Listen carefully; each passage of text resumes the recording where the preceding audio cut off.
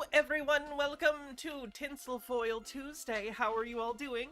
I hope your holidays are going great. Oh boy. Do I have some videos for us today? The lighting looks weird. It might be because of all the reflective stuff. Let me see if I can adjust this. That looks a little better, I think.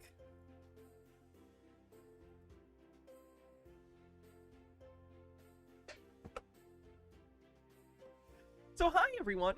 Taradona says can't stay long, have some bits going on vacation tomorrow. Well, I hope you have a lovely vacation. And that catches us up. Cool beans. 3 more work days, then you're off for 11. Ooh, I bet that can't come soon enough. So, today we're looking at all sorts of conspiracies having to do with Christmas, or winter, or the season. You get it. It's a theme. It's TinselFoil Tuesday, which is a pretty good pun, by the way. I just realized I forgot to clear the bingo card. So let's do that real quick, and then we'll jump right in. Probably with some Hans Wormhat. So let me clear this off.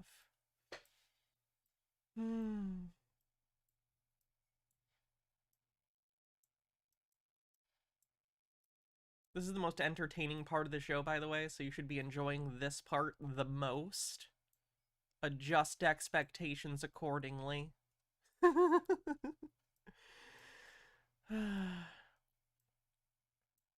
Perfect. Alright, let's get into it. Where is Hans?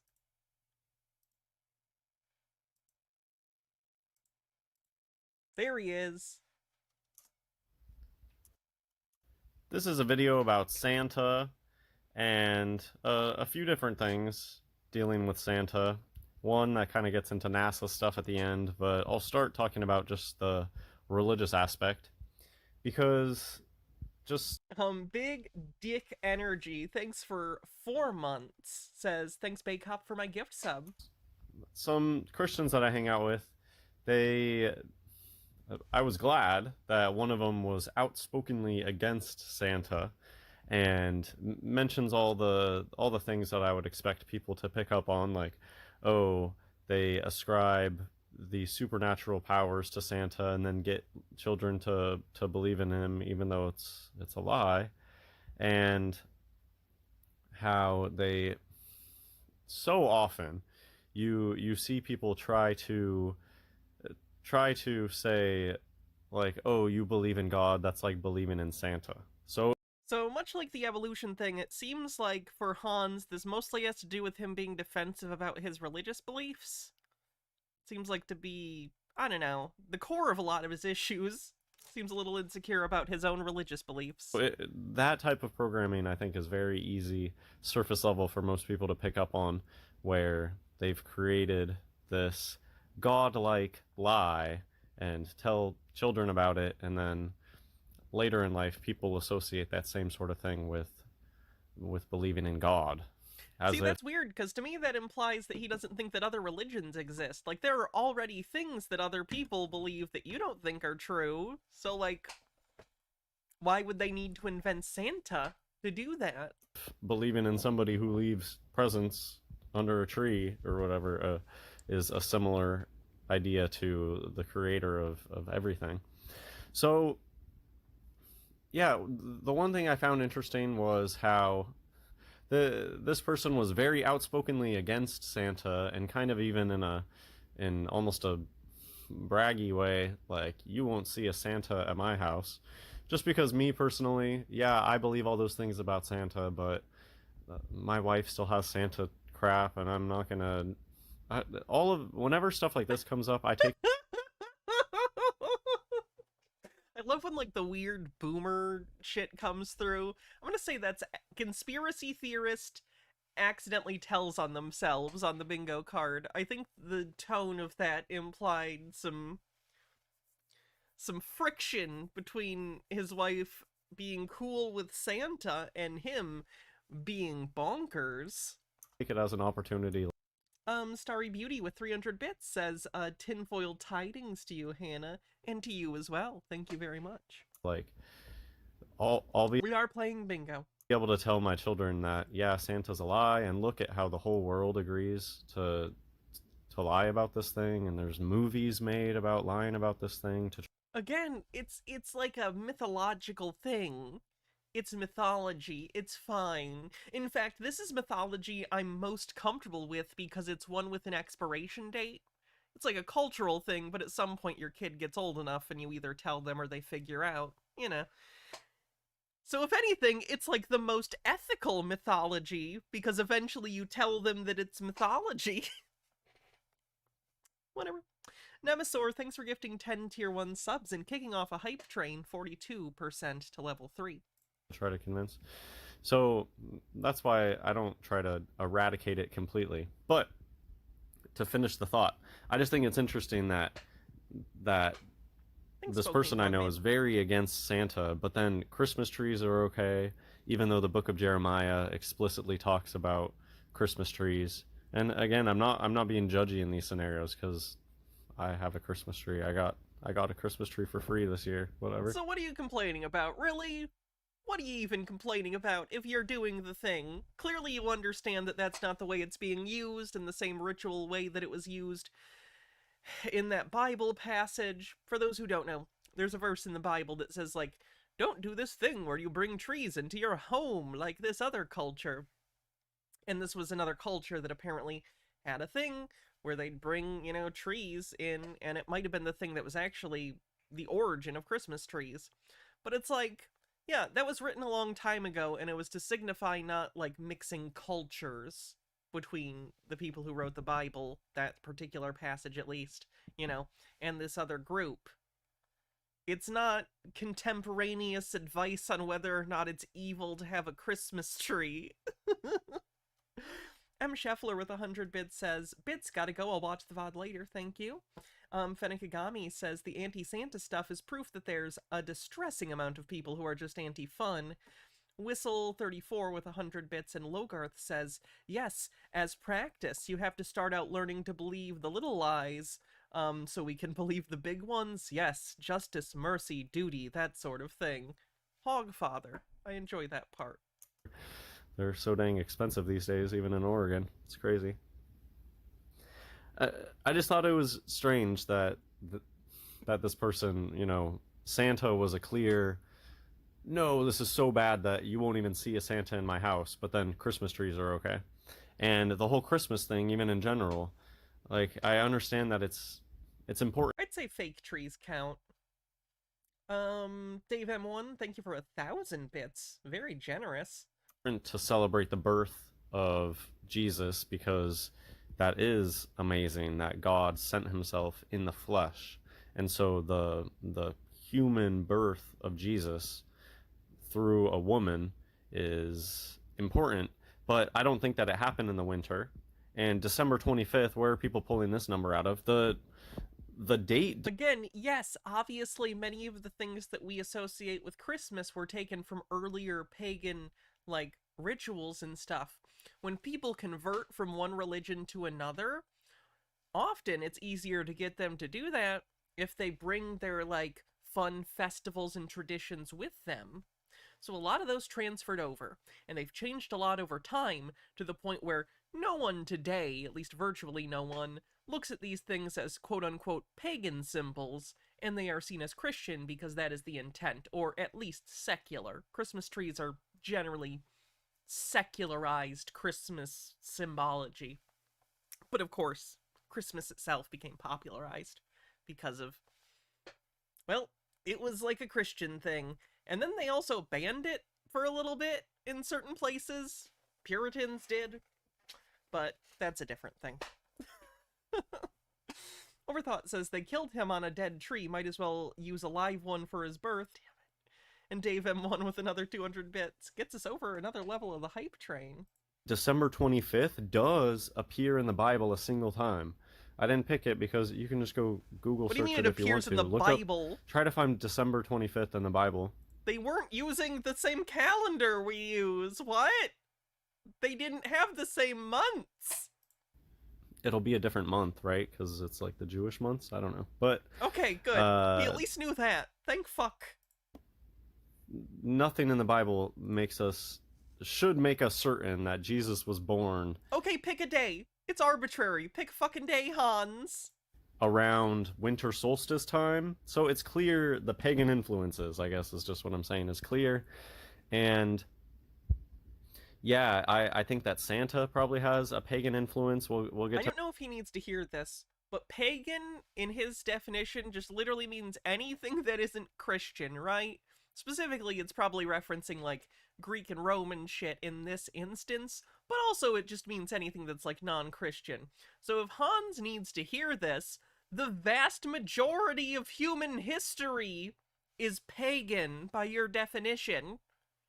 The vast majority of human experience and history and culture has not been Christian. So most things that influence culture globally aren't necessarily always going to be directly Christian influenced. Do I need to explain that? Does he get that? Peeplord with 100 bits says, Hannah, I got juiced up on your softset content and decided to try and fight my traffic ticket. Got dismissed with prejudice due to lack of evidence. That's 102 Honolulu PD won't get. ACAB. Oh, cool. to that later. I'm just going to go through the slides now. 3% to level 4. I'm not going to read about, you could pause and read anything here. I think that, in my personal opinion, I think that Catholicism still today, very much paganism. The saints were worshipped like the lowercase g gods used to be worshipped. Okay. And saints have obviously an important role in Catholicism. Yup. They have patron saints of different domains that will be prayed to in certain circumstances. You can argue some of that idea is vaguely similar to praying to different gods, but it's not really the same thing, because they're not gods, they're saints.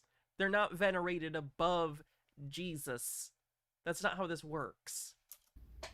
So I think that Catholicism was just a way to control people, to control Catholicism is literally like the original organized Christian church. Christianity, and to get people to be idolatrous in the process. So I think it's pretty obvious that a lot of Catholicism venerates saints in a way that is idolatrous, like people praying to them. I don't think we're supposed to pray to dead people. Jesus is still alive. When you pray to Jesus, Jesus is alive at the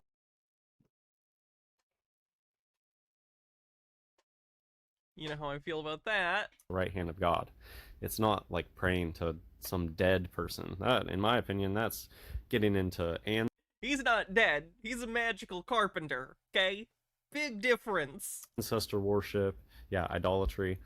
So no surprise that the Santa origins that were at least given fall under this, the idolatry of saints.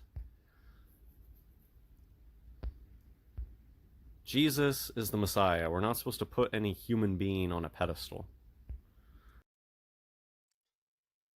Hydrate.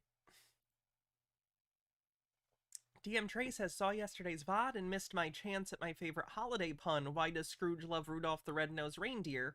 Because every buck is dear to him. You goddamn people.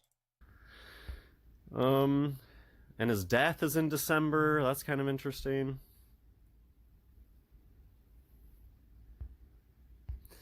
So this is a cool old world photo. Looking really fancy. The building on the left. Quirky. That's a cool balloon, though. It is a cool balloon. That is a cool balloon. Agreed. Doing the triad claw in this picture right there. What? Thank you for the hype train, everyone. Okay. Spurious symbology is evidence on the bingo card. Okay, so this, just to get into the pagan thing. I think it's clear that this sort of gift-giving thing around the winter solstice has origins that are beyond just the Catholic thing. Obviously. No one is claiming otherwise. And humans giving gifts to each other is one of the most, like, foundational cultural things, is humans exchanging gifts. So this is just a pagan tradition that carried over, in my opinion. And when Christianity was first arriving on the scene, when people were first hearing the gospel, a lot of those people were still pagans at the time and knew all these pagan traditions, so they just kept doing them and flipped. Does he think this is conspiracy? Like, yes, Hans, you're not the one, you're not coming up with an original thought here. This is known. Just gave them a new coding. They just tried to play it off as being Christian, but just kept doing these pagan traditions. So, but I think most people know about that stuff by now, that Saturnalia is really what's being celebrated around this time. And I think that there's probably some inversion going on here. You know how Easter is kind of in the spring, and my guess would just be that was when Jesus was born. Possibly, maybe Easter and Christmas are flipped. They like to flip things. They like to invert things. Who likes to flip what? Just that would be a guess, because the Bible tells us that there were shepherds out in the fields. It's interesting, profane priestess. Henotheism or henotheism? When Jesus was born, I do think that that's a pretty good indication. I agree with that argument that it probably wasn't the dead of winter when Jesus was born. And I know that, they like to flip things, invert things. So if they inverted Jesus's death and Jesus's death and resurrection and Jesus's birth on earth, I think that would make sense for them to flip those. But ultimately, I'm not a stickler for the law or anything like that. I think it's all about the spirit. I think it's good to have an appointed time to think about these things, to think about the birth of Jesus, to think about the death of Jesus. It's definitely related to, like, a trans thing. He said that before, and he calls, like, trans people inverts, which isn't technically a slur, but, like, feels like one for sure. It's a slur in spirit. Overthought says Hans would lose his mind if he ever saw Bronner's Christmas Wonderland. Bronner's is so funny. For those who don't know, in Michigan, in Frankenmuth, which is a city, there is the world's largest Christmas store that's open all year round. And the funniest thing about it to me is on the building is a plaque that says, "This building is dedicated to God." And I just think that's the funniest plaque you could put on any building. This building is dedicated to God. Isn't every building kind of, if you believe in God? Is God impressed that you dedicated a building after him? Is he like, oh, they dedicated a building after me, that's nice.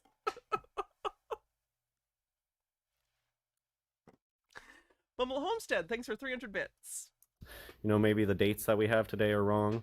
But anyways, so just to finish my thought there, I think it's interesting that there's some people out there that are very against Santa, but then, like, crickets on the Christmas tree thing and crickets on the, hey, why December 25th? What's up with that?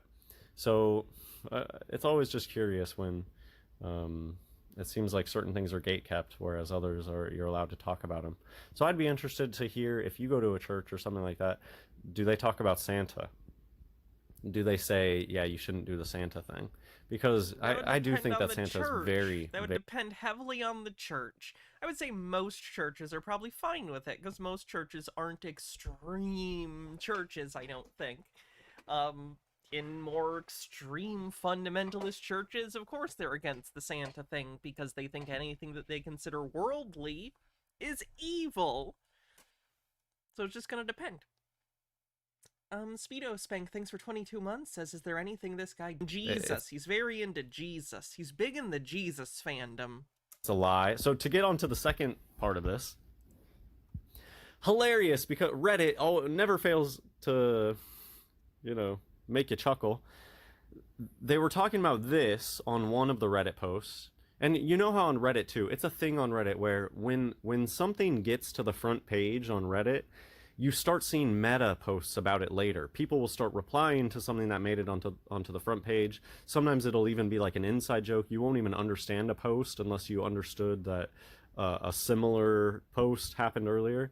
So this was a post, some BS Oxford 411 whatever They love to just throw out these very specific. I'll read it if he's not going to. It says, today I learned an Oxford University physicist claimed that for the moon landing conspiracy to be true, around 411,000 people would have needed to keep it secret. He's also suggested the hoax would have broken down in 3.68 years. I don't know the specifics on how we came up with that number, but I think the general gist, regardless, is true. In order to coordinate something like that, it would require a lot of people, and you can't keep something with that many people involved secret forever. Much less for long. Dread Pirate Mick says, Jesus could have been born at any time of the year, it doesn't matter, but the timing of his death, as it relates to Passover, is symbolically of great importance. Arguments about the date of Easter caused schisms and persecution in the early church. Oh, that's interesting. If I throw out a specific thing, that makes me super smart. 3.68 years. He must know what he's doing. He's... Again, like, I don't think that the person who said this claimed it was a scientific assessment, you know? They're making vague judgments based on, like, okay, how many people were in this industry, how many people were working at NASA that had to be in on this, blah, blah, blah, blah, blah. I assume they did some sort of thing, but I don't think they were claiming it was some sort of, like, strenuous, objective thing. It was just like, oh, this is kind of a fun, interesting thing to think about. It's a rough thing they came up with, but I don't think they also just made up a random number. It feels like a lot of the time conspiracy theorists think that when there's a number, it's just a made-up number. Math going on. Thank you, Halloween Town. It's accurate to the 100th decimal point. It's just a bunch of BS. The 100th decimal point is not that... whatever. That's, like, not hard to... that doesn't take a lot of work, okay? But what I found so funny, I don't have the post here, but, you know, it is what it is. You'll just have to take my word for it or go see it in the wild. When this was a calculation based on social analysis. I don't know what social analysis is. Post made it to the front of Reddit, not long after there, they started talking about Santa and how Santa is a giant gaslighting operation. What? How many hundreds of thousands of people know about Santa, and yet the deception continues. Again, though, but, like, most people aren't deceived, unquote, tricked are little children. Because it's a thing for little kids. Like, does Hans think adults believe in, you know, I hate saying it out loud in case any kids are in earshot, but you know what I'm saying. It's not a deception. We know what it is. And they try to play it off as, oh, this is silly. You know, nothing is sacred to these people. They want you to take nothing seriously. So they want you to think that... Honestly, you should take some things seriously, but you'd probably feel better if you took fewer things seriously. That you're a stick in the mud, you're a boring, mean, stick in the mud kind of person for not gaslighting children into believing mystical creatures plant. But you do that! You do that all the time, Hans! Agebeard says, it's almost like social media memes aren't a good way to understand a complex topic. Presence inside your house. It's insane that. But it just shows you that this concept right here is BS. This is BS.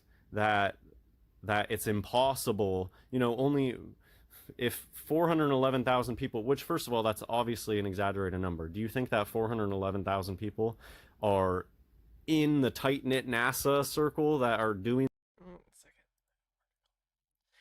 Math study shows conspiracies prone to unraveling. This is from the BBC. What year was this? 2016. It's difficult to keep a conspiracy under wraps, scientists say, because sooner or later one of the conspirators will blow its cover. A study has examined how long alleged conspiracies could, quote, survive before being revealed, deliberately or unwittingly, to the public at large. Dr. David Grimes, former Oxford University, devised an equation to express this and then applied it to 4 famous collusions. The equation, developed by Dr. Grimes, a postdoctoral physicist at Oxford, relied upon 3 factors: the number of conspirators involved, the amount of time that has passed, and the intrinsic probability of conspiracy failing. He then applied his equation to 4 famous conspiracy theories: the belief that the moon landing was faked, the belief that the climate change was a fraud, the belief that vaccines cause autism, and the belief that pharmaceutical companies have suppressed a cure for cancer. Dr. Grimes' analysis suggested that if these 4 conspiracies are real, most are very likely to have been revealed as such by now. Specifically, the moon landing hoax would have been revealed in 3.7 years, the climate change quote fraud in 3.7 to 26.8 years, the vaccine autism conspiracy in 3.2 to 34.8 years, and the cancer conspiracy in 3.2 years. The mathematical methods used in this paper were broadly similar to the mathematics I have used before in my academic research on radiation physics, Dr. Grimes said. To derive his equation, Dr. Grimes began with the Poisson distribution, a common statistical tool that measures the probability of a particular event occurring over a certain amount of time. Using a handful of assumptions combined with mathematical deduction, Dr. Grimes produced a general but incomplete formula. Specifically, he was missing a good estimate for the intrinsic probability of a conspiracy failing. To determine this, Dr. Grimes analyzed data from 3 genuine collusions.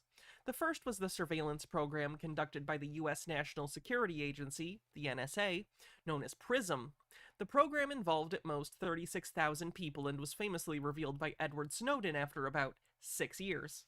Hydrate.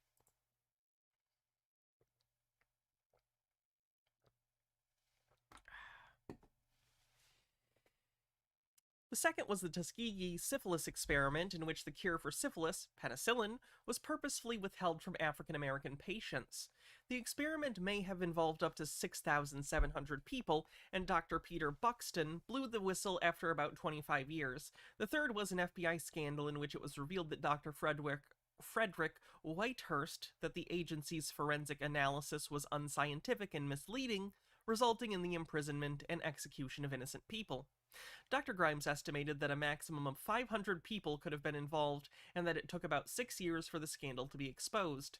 The equation he created represents a best-case scenario for conspirators. That is, it optimistically assumes that the conspirators are good at keeping secrets and that there are no external investigations at play. Connecting the dots, crunching the numbers from 3 known conspiracies, Dr. Grimes calculated that the intrinsic probability of a conspiracy failing is 4 in 1 million. Though this number is low, the chance that a conspiracy is revealed becomes quite large as time passes and the number of conspirators grows. The moon landing hoax, for instance, began in 1965 and would have involved about 411,000 NASA employees, with the parameters Dr. Grimes' equation suggest the hoax would have been revealed in 3.7 years. I don't think any of these conspiracies are true, but I also think that this is so prone to, like, his subjective thing. I think it's not actually useful, if I'm being honest. And, like, let's say I'm a conspiracy theorist. I'm gonna say, okay, you got the number based on conspiracies that are real that were discovered. All I would have to say is to say, well, if a conspiracy went undiscovered, by definition, you wouldn't know about it, so how do you know the probability of that? You know what I mean? I know he's not claiming some objective thing necessarily, but I also don't think it's that helpful of a tool. So, the article was shared by Harold Elbelman. It's already in chat. GamerG with 8 months says, Hannah, my egg recently cracked and my wife has helped validate me so much. Thank you for being a wholesome person and inspired me to be myself for the first time since I was a child. Never underestimate your importance. A happy Hannah Days and Merry Conspirasmus to you, Dr. Baha, and your loved ones. Well, thank you. And that's great. I'm really happy for you. In the things, number is way too exaggerated. But this super smart scientist is trying to claim that you can't keep a conspiracy alive with that many people for more than 3 years. How long has Santa been going on? Again, people don't actually believe that as adults. At least not by and large. So that's not an example that makes sense. And they're still gaslighting people. And so all it takes is societal pressure and, you know, being a part of a group. You're the part of the group of people who know. Does this count as an expert giving opinion outside of his field? You know what? I'm going to say yes. I'm going to say yes. About Santa, and so you're supposed to keep that a secret and gaslight all the children to get a part of that fun. Why would that not be the same thing about NASA? If there were a group of people who knew that it was a bunch of BS, but the fun is in gaslighting people and in watching them believe. That's the fun for these people, is watching people believe. They love to see the sparkle in the eye when people are pontificating about bullshit outer space stuff. Like, looking back now, I can realize certain people in my life that probably knew that this stuff was fake just by the way that they spoke, or when, like, I have one very specific memory that sticks with me, just where I was, at a party, inebriated, being stupid, and I was like geeking out about outer space stuff, and just the way that one of my friends was looking at me, it's like he was studying me in a weird way. And it's like he felt sad for me that I believed that bullshit, honestly. um so yeah, there, to finish off this thought, conspiracy is possible. We see it with Santa. There's a giant gaslighting operation, and all it takes is cooperation among the people who know the secret. And Adults versus children. Children! uh think of all the shouting that people do make about Santa being fake. Like, obviously that gets out there. There's mentions of Santa not being real. They show it without the beard and stuff, and yet the gaslighting operation continues, and there's enough of the programming that it's just the same thing with the NASA. They know that 10% of the people out there cannot follow the rules, but if they get enough of the people to go along with it, then that's all that they're going for. So there's an expression, you can't fool all the people all the time, but you can fool most people most of the time, or something like that. And that's why they'll show an image. So here they actually carefully picked this image of the flag blowing. Because that's blowing, you idiot. For those who don't know, the flag on the moon has a bar at the top. Imagine this is the flagpole. The flagpole has this, and then it has a top bar, and the flag is like this between these, so it's out. Because I don't know if you know this, Hans, but they realized there's no fucking wind on the moon, so for it to look right, they built a goddamn flagpole with a bar here. They're NASA engineers. They can make a flagpole with a bar. That's one of the most surface level debunking the NASA stuff, is the whole flag blowing in the wind thing. It's not! I mean, the whole thing is so absurd. It really is not believable at all. It is Santa. Because what gives Santa his power is belief. The belief in Santa. And that the canon varies. H-Baird says, here's the quote Hans was looking for. There's an old saying in Tennessee, I know it's in Texas, probably in Tennessee, that says, fool me once, shame on you. If fool me, we can't get fooled again.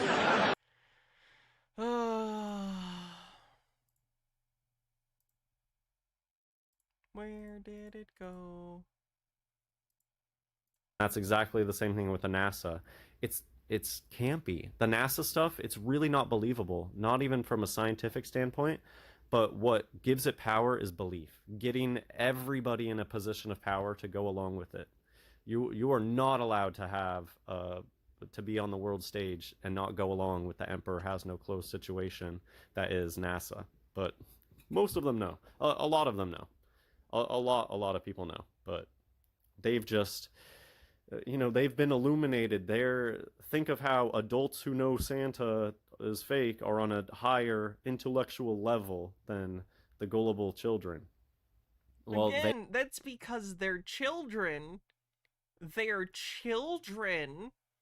Adults aren't children. Adults are adults. They think of themselves on that next level beyond, well, they don't believe in the fairy tale outer space stuff. And but they go along with the lies. Similar to how people on the know that Santa is fake, but they gaslight the lower level. You have tons of people on they know that outer space is fake, but they love gaslighting the lower level. Very rarely Gaslighting is such a funny way to describe Santa. I'm gonna gaslight these fucking kids about Santa. do you get Merry Christmas, kids. Prepare to be gaslit. people who know Santa's fake and they love shouting Like, even if you, like, do you understand that, like, as an adult, Santa's still, like, a fun thing as a character? Like, I still like Santa. Who doesn't like Santa? Santa's a fun mascot fictional character that we all collectively agree upon. That's fun. He's fun. Have fun. Jesus Christ. it from the rooftops that Santa's fake. How many people do you know like that? That it's like that they love to tell people Santa's fake. That doesn't exist. In hardly doesn't exist. In the same way, it hardly exists that somebody that knows that NASA's fake shouts from the rooftops that it's fake. Same way, same thing. So, as seen on Reddit, if NASA stuff about conspiracy theories and things like this make it to the front page, wait a couple hours. You'll see stuff talking about Santa because they love to show that, to debunk themselves. But if you spend enough time on any website, you will find something about Santa, probably. A website like Reddit or Twitter or any other social media aggregate whatever bullshit fucking website, yeah, Santa's gonna come up. You're too Everything's gonna come up. It's the internet. Stupid to put 2 and 2 together, then there you go. You can't figure it out. Well, which one is true? Is it nearly Best depiction of Santa in film? Ooh, good question. Honestly, Santa Claus the movie has a pretty good Santa. That's like a... I actually... Tim Allen's a piece of shit as a human being, but, like, at the end of the first Santa Claus movie, like, the end of the movie Santa's really good. Unfortunately, in the sequels, he's just Tim Allen again and undid all the progress from the first movie. Santa from Ernest Saves Christmas is pretty good. possible to keep a conspiracy secret, or can everybody keep Santa secret to children? You clearly conspiracy is possible on a grand scale. And that's it for this video. God bless everyone. Oh, Hans. So that's what Hans is up to this holiday season. Let's take a festive look at the TinselFoil Tuesday card. Get it? It's a theme. It's a fucking theme. Santa is a mutant in Marvel. He's an Omega level mutant, correct.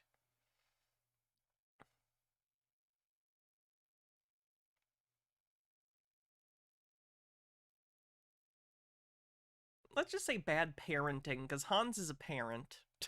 So I'm gonna say that. Expert gives an opinion outside of their field of expertise. Conspiracy theorist tells on themselves.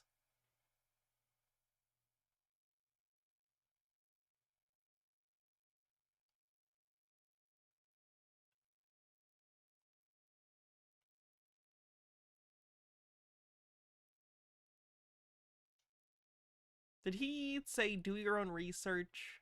Or did he say my research? I feel like he said one. Peeplord says Futurama Santa is the best. All objections will be blown up.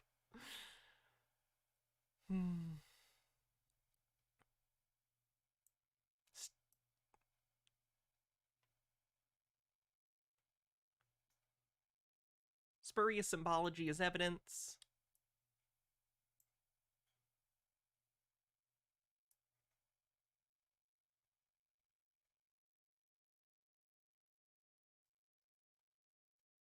Is that it? Flat Earth?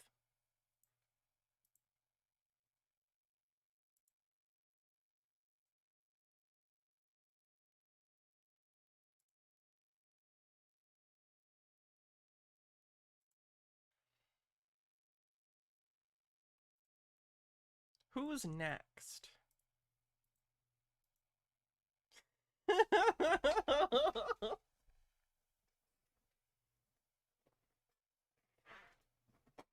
Would it be Christmas without a little Kris Kringle? CC here, Westchester County. Let's check it out. Good morning, good evening, good afternoon, wherever you may be. CC here, Chris, from New York. It's a little quiet. Westchester County, 1217, 23. I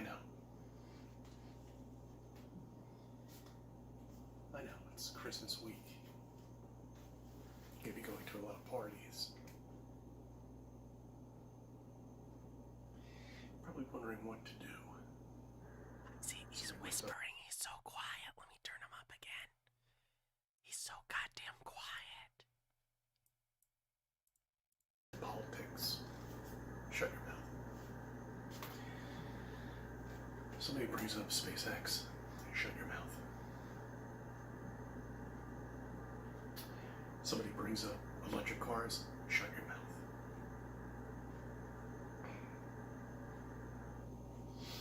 What can you talk about?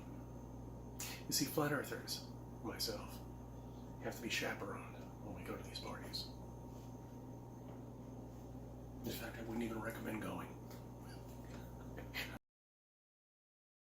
He just said, if you couldn't hear him, that he needs to be chaperoned at parties, and he would recommend not even going. His wife must be so over his shit. I would just say stay home. Or you'll save a lot of money for Christmas, of course, by opening your mouth and telling the truth. But this is not a good time to do it. And that's why I've invented a hotline for all flat earthers while they're at these gatherings. Long press 1 on your cell phone, and that'll put you directly in help mode. Okay. No, in all seriousness, download the app. It's an answer to all your questions. I'm going to put a link below. Just download it. It's $2.99. It's got everything you need to know. Somebody asks you about eclipses, it's there. Somebody asks you about the sun, how far away it is, it's there. The moon, it's there. NASA, it's there. All of it's there. Just download the app. Just download the app. Just do it. Dr. Campbell says, well, stop talking about stupid, crazy shit, and you can talk again, CC. And Dr. Campbell says, so he's doing fine. I'm pretty sure it's the Flat Earth Clock app, is my guess. Right? Flat Earth Clock app. Yep. That's the thing, I think DIRTH, Dearth, or whatever he goes by, put out.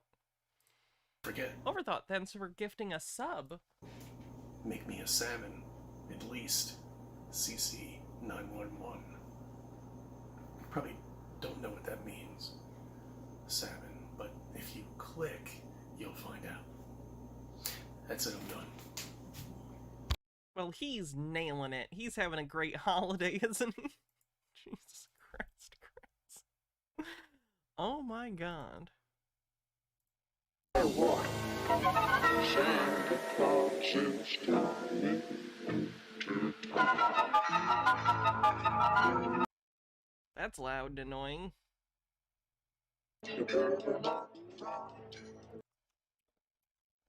That whooshing sound you may hear this Christmas is not Santa. It may very well be a visitation from the other side. On this episode of The Soul Trap, we talk about one simple truth. Santa is an alien. This is intense. This is intense. I've never seen this show before. Apparently, Santa's an alien, so aliens on the bingo card. I'm telling you why Santa Claus is coming to town. Who is your editor? Are they okay? Jesus Christ. Oh, it's so bad. it's so bad. What are you doing? Jesus Christ. Made in the image of God, operate. They are beings from another habitat, created to populate another estate. Yet they have at times, down through the centuries, pierced the veil between the worlds and manifested themselves. Many have witnessed this. Some have even told us the story, and a few have so convinced us of the dark encounters that we fear to close our eyes in the dead of night, for fear that we may find ourselves visited. One of the most famous cases of encounters is the case of Whitley Strieber. In an article written in September 2020, the author writes, Whitley began experiencing incidents that would change his life forever during Christmas 1985. Oh, God.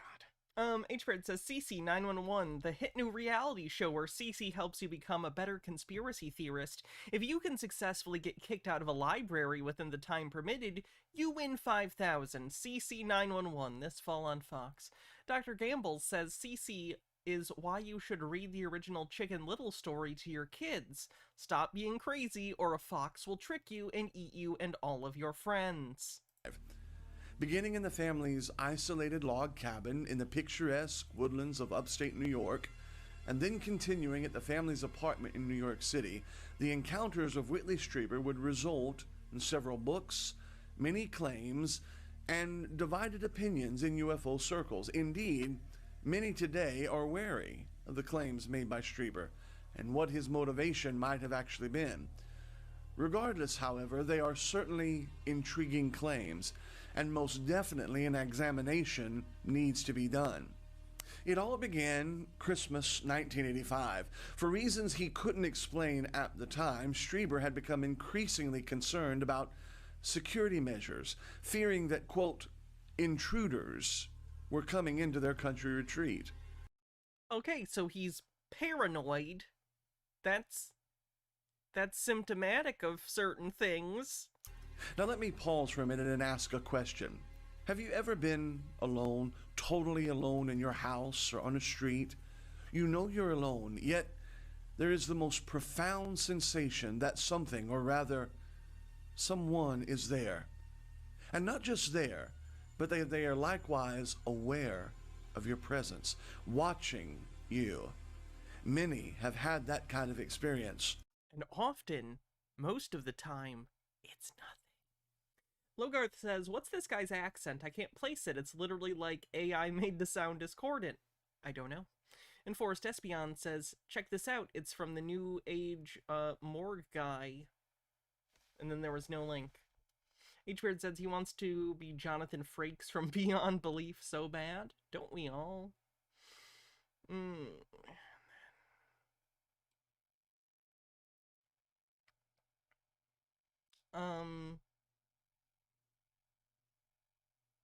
I thought I read this, but Chris, how does a comment like that not make you rethink your life? Even if you were right, which you aren't, the fact that you need supervision is an indication you're doing something wrong. Yeah. There it is. Hey guys, more. Oh my god, why is everything loud? Sorry.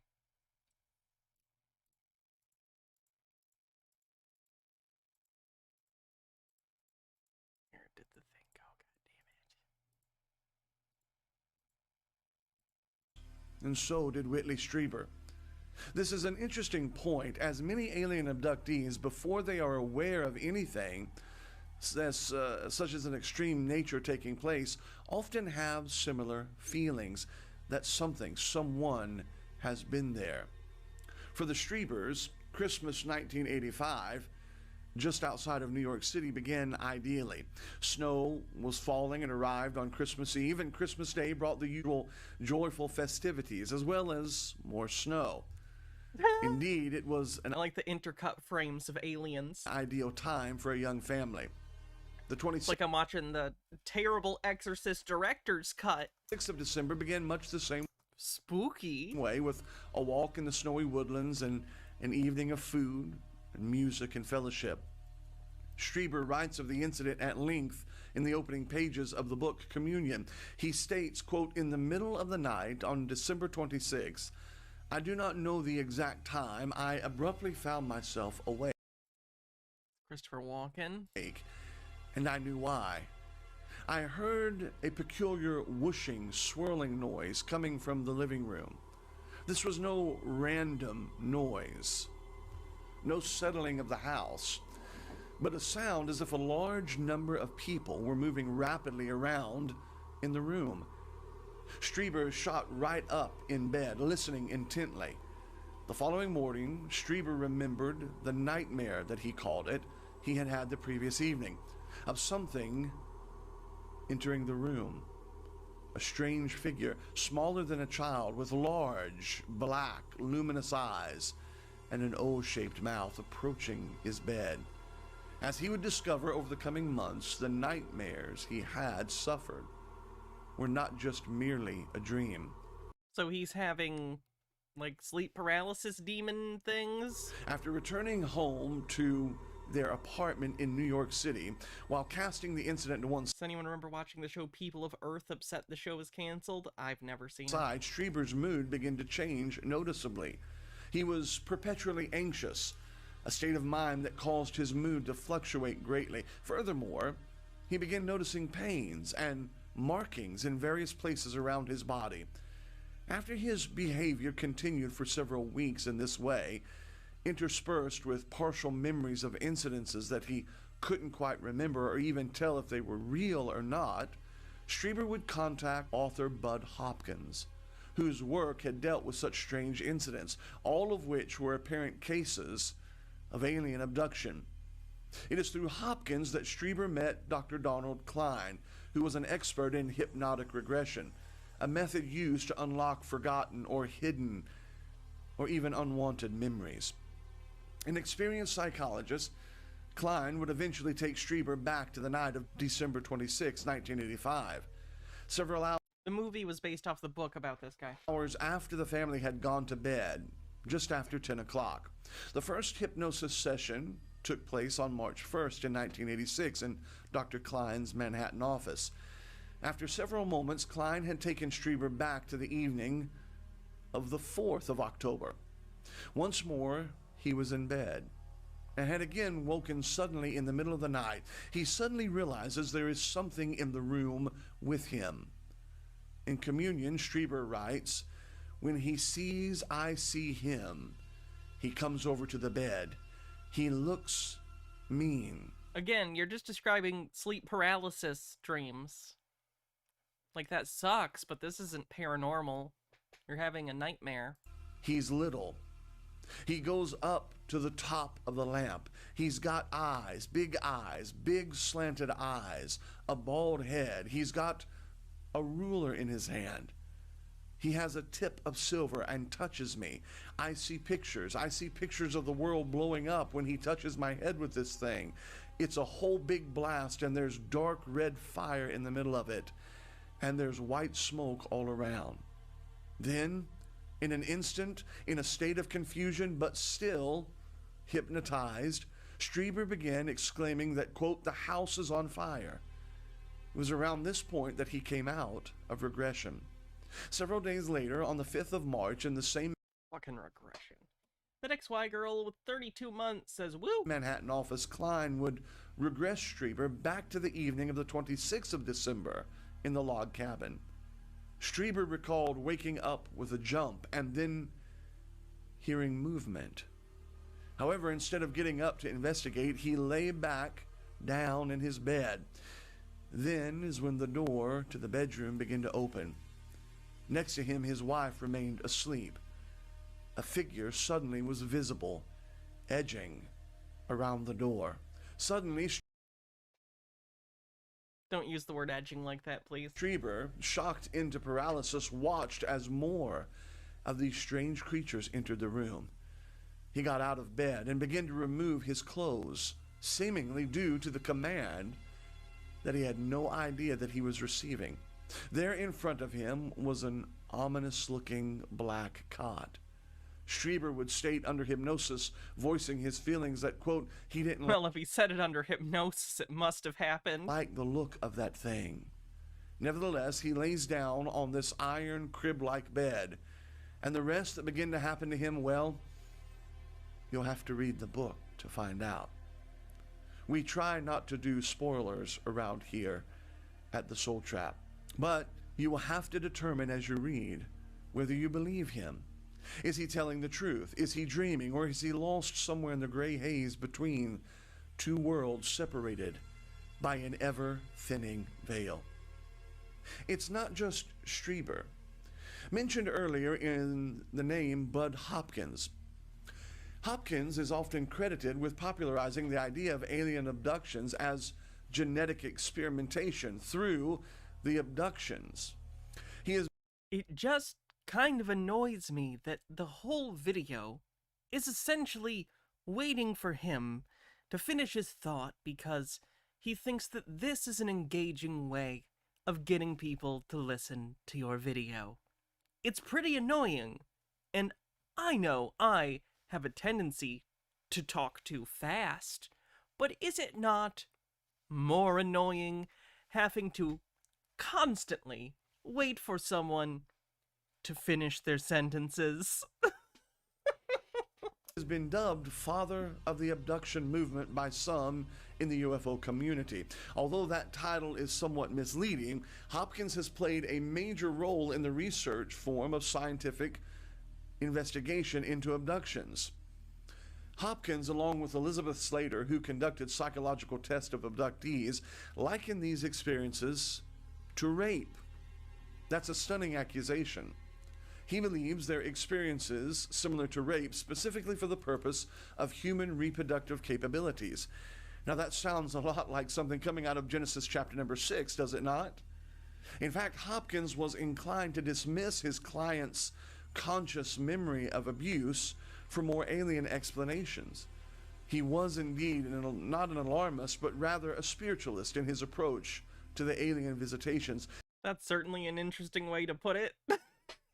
Fenekigami says William Shatner wants his cadence back. Believing the visitations to be apocalyptic and that no good could come of these encounters. He described the victims' experiences as severe and nightmarish. While both men and women reported to Hopkins I didn't get the kimono figured out yet, no. abductions by aliens that included sexual encounters, allegedly for some form of extraterrestrial eugenics. Women in particular seem to be part of the highly technological colonization scheme. Someone sure does seem to have out there a fascination with reproduction. We might want to take another look at Genesis 6. We might want to take a look again at the book of Jude. What's really going on out there? These victims were reportedly taken to spaceships, impregnated by extraterrestrials, then later, as the hybrid baby developed, returned to the ship to have the fetus removed, given up to the alien parent. The alien parents purportedly had the ability to communicate telepathically with their child. On occasion, according to victims, reports as told by Hopkins, the human parents were allowed to see their human-alien hybrid or transgenic children. Once a victim, according to Hopkins, abducted, were powerless over the intrusion and susceptible to additional kidnappings. Like, what do I even say about this? These people think that they're in mental telepathic contact with their hybrid alien children. You want me to debunk that? No, that's not happening. I did it. There, I did a debunk. Dr. Gamble says, this is recorded. That means he had to edit this and sign off. How? I don't know.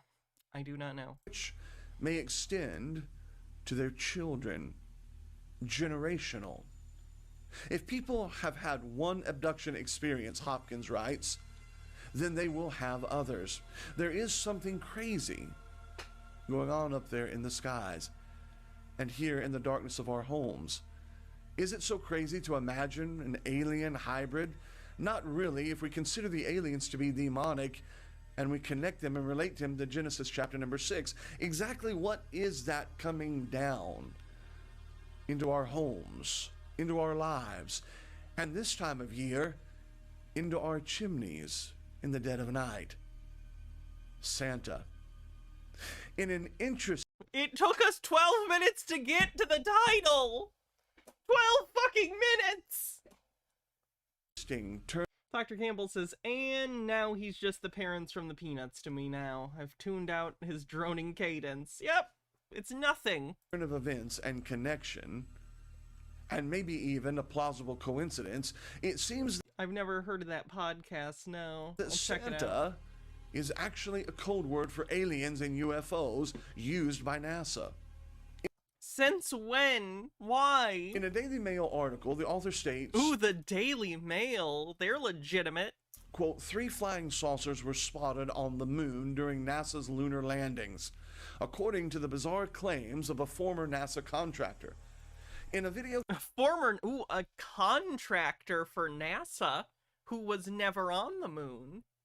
Interesting. testimony, Donna Hare says the space agency covered up a series of UFO sightings that they codenamed Santa Claus. One of the gentlemen I had been friends with, and I still talk to occasionally, he pointed my attention to one area of this mosaic. It was one panel of a mosaic, which are several panels put together to form a larger picture. And these were either, I believe they were satellite pictures. I'm not sure. They were aerial, looking down. And I said, this is really interesting. He explained everything. And then he, with a smile on his face, he said, look over there. And I looked, and in one of the photo panels, I saw a round white dot. And at the time, it was very crisp, very sharp lines on it. And I said to him, what is that? Is that a dot on the emulsion? And then he's grinning, and he says, dots on the emulsion don't leave round shadows on the ground. And there was a round shadow at the right angle, at the correct angle, the sun shining on the trees. I saw pine trees. I didn't see a coastline. I don't know where this was. But I looked at him, and I was pretty startled because I'd worked out there several years and never seen anything like this, never heard of anything like this. And I said, is this a UFO? And he's smiling at me, and he says, I can't tell you that. I can't tell you that. What I knew he meant was, it was, but he couldn't tell me. I like that even if she wasn't just making this up, and she could very well be making this entire encounter up, whole cloth, even if that happened exactly as she said, the more logical explanation is he's fucking with her, then he just told her a secret. Even in the literal of the story, she wasn't told a big secret. She's assuming. So I said, what are you going to do with this information? And he said, well, we always have to airbrush them out before we sell them to the public. And I was just amazed that they had a protocol in place He's for fucking with her getting rid of UFO pictures. if it happened. So as That's a funny. precaution, they were put in quarantine for a little while. This particular man was in quarantine with them and was part of their debriefing. He said that a lot of them talked about their experience in seeing these craft follow them. I believe there was 3 on the moon when they landed.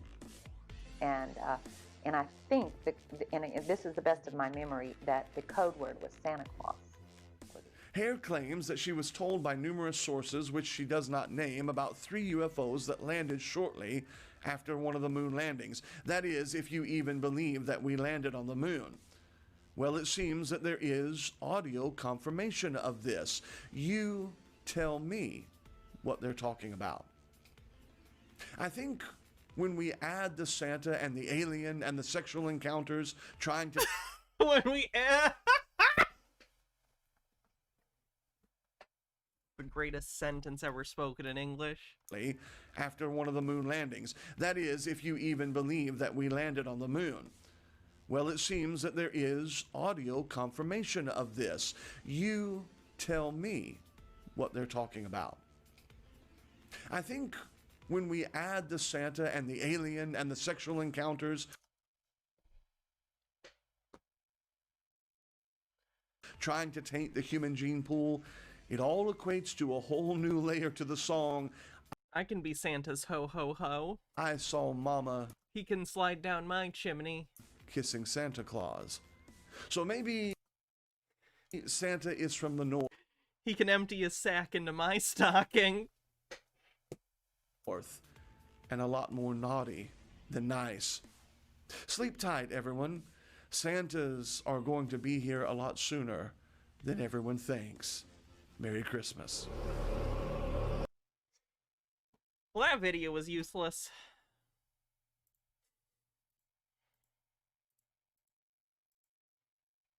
Oh boy, this... Oh wait! Christmas in Tartaria! Hannah regrets something she just said on the bingo card? Yeah. And Tartaria. There is a sparkling, shimmering glow, casting peace upon the earth. People gather to see the show, the Christmas star, the open universe, the dark of night turning to light, the streams are twinkling diamonds, souls are free and flying home, spread eternal life to all. It was aliens, it wasn't aliens or demons. Christmas in Tartaria, welcome Queen Victoria, flowing endless energy with the magic of the tree. Christmas in Tartaria, this is our utopia. We're excited to believe in the everlasting dream. The world's welcoming their queen. There's white magic in the air. Look up and you will feel the truth. Receive the gift of her love. Christmas in Tartaria. Welcome Queen Victoria. Dr. Gamble, in response to the previous video, says, "No, seriously, you tell me what I'm talking about. You're better at making video ideas than me." Flowing endless energy with the Just aliens. magic of the tree. Vertical waves of peaceful light across the sky this holy winter. The alignment of heaven arrived. Treasures coming into our lives.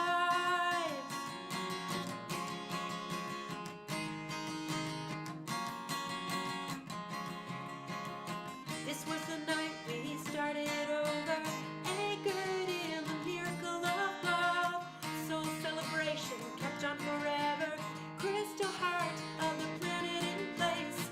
There is a sparkling, shimmering glow, casting peace upon the earth. Souls are free and flying home, spread eternal love to all. Christmas in Tartaria, welcome Queen Victoria, flowing endless energy with the magic of the tree. Christmas in Tartaria, this is our utopia. We're excited to believe in the everlasting dream. That was beautiful. It's the musical segment of our show.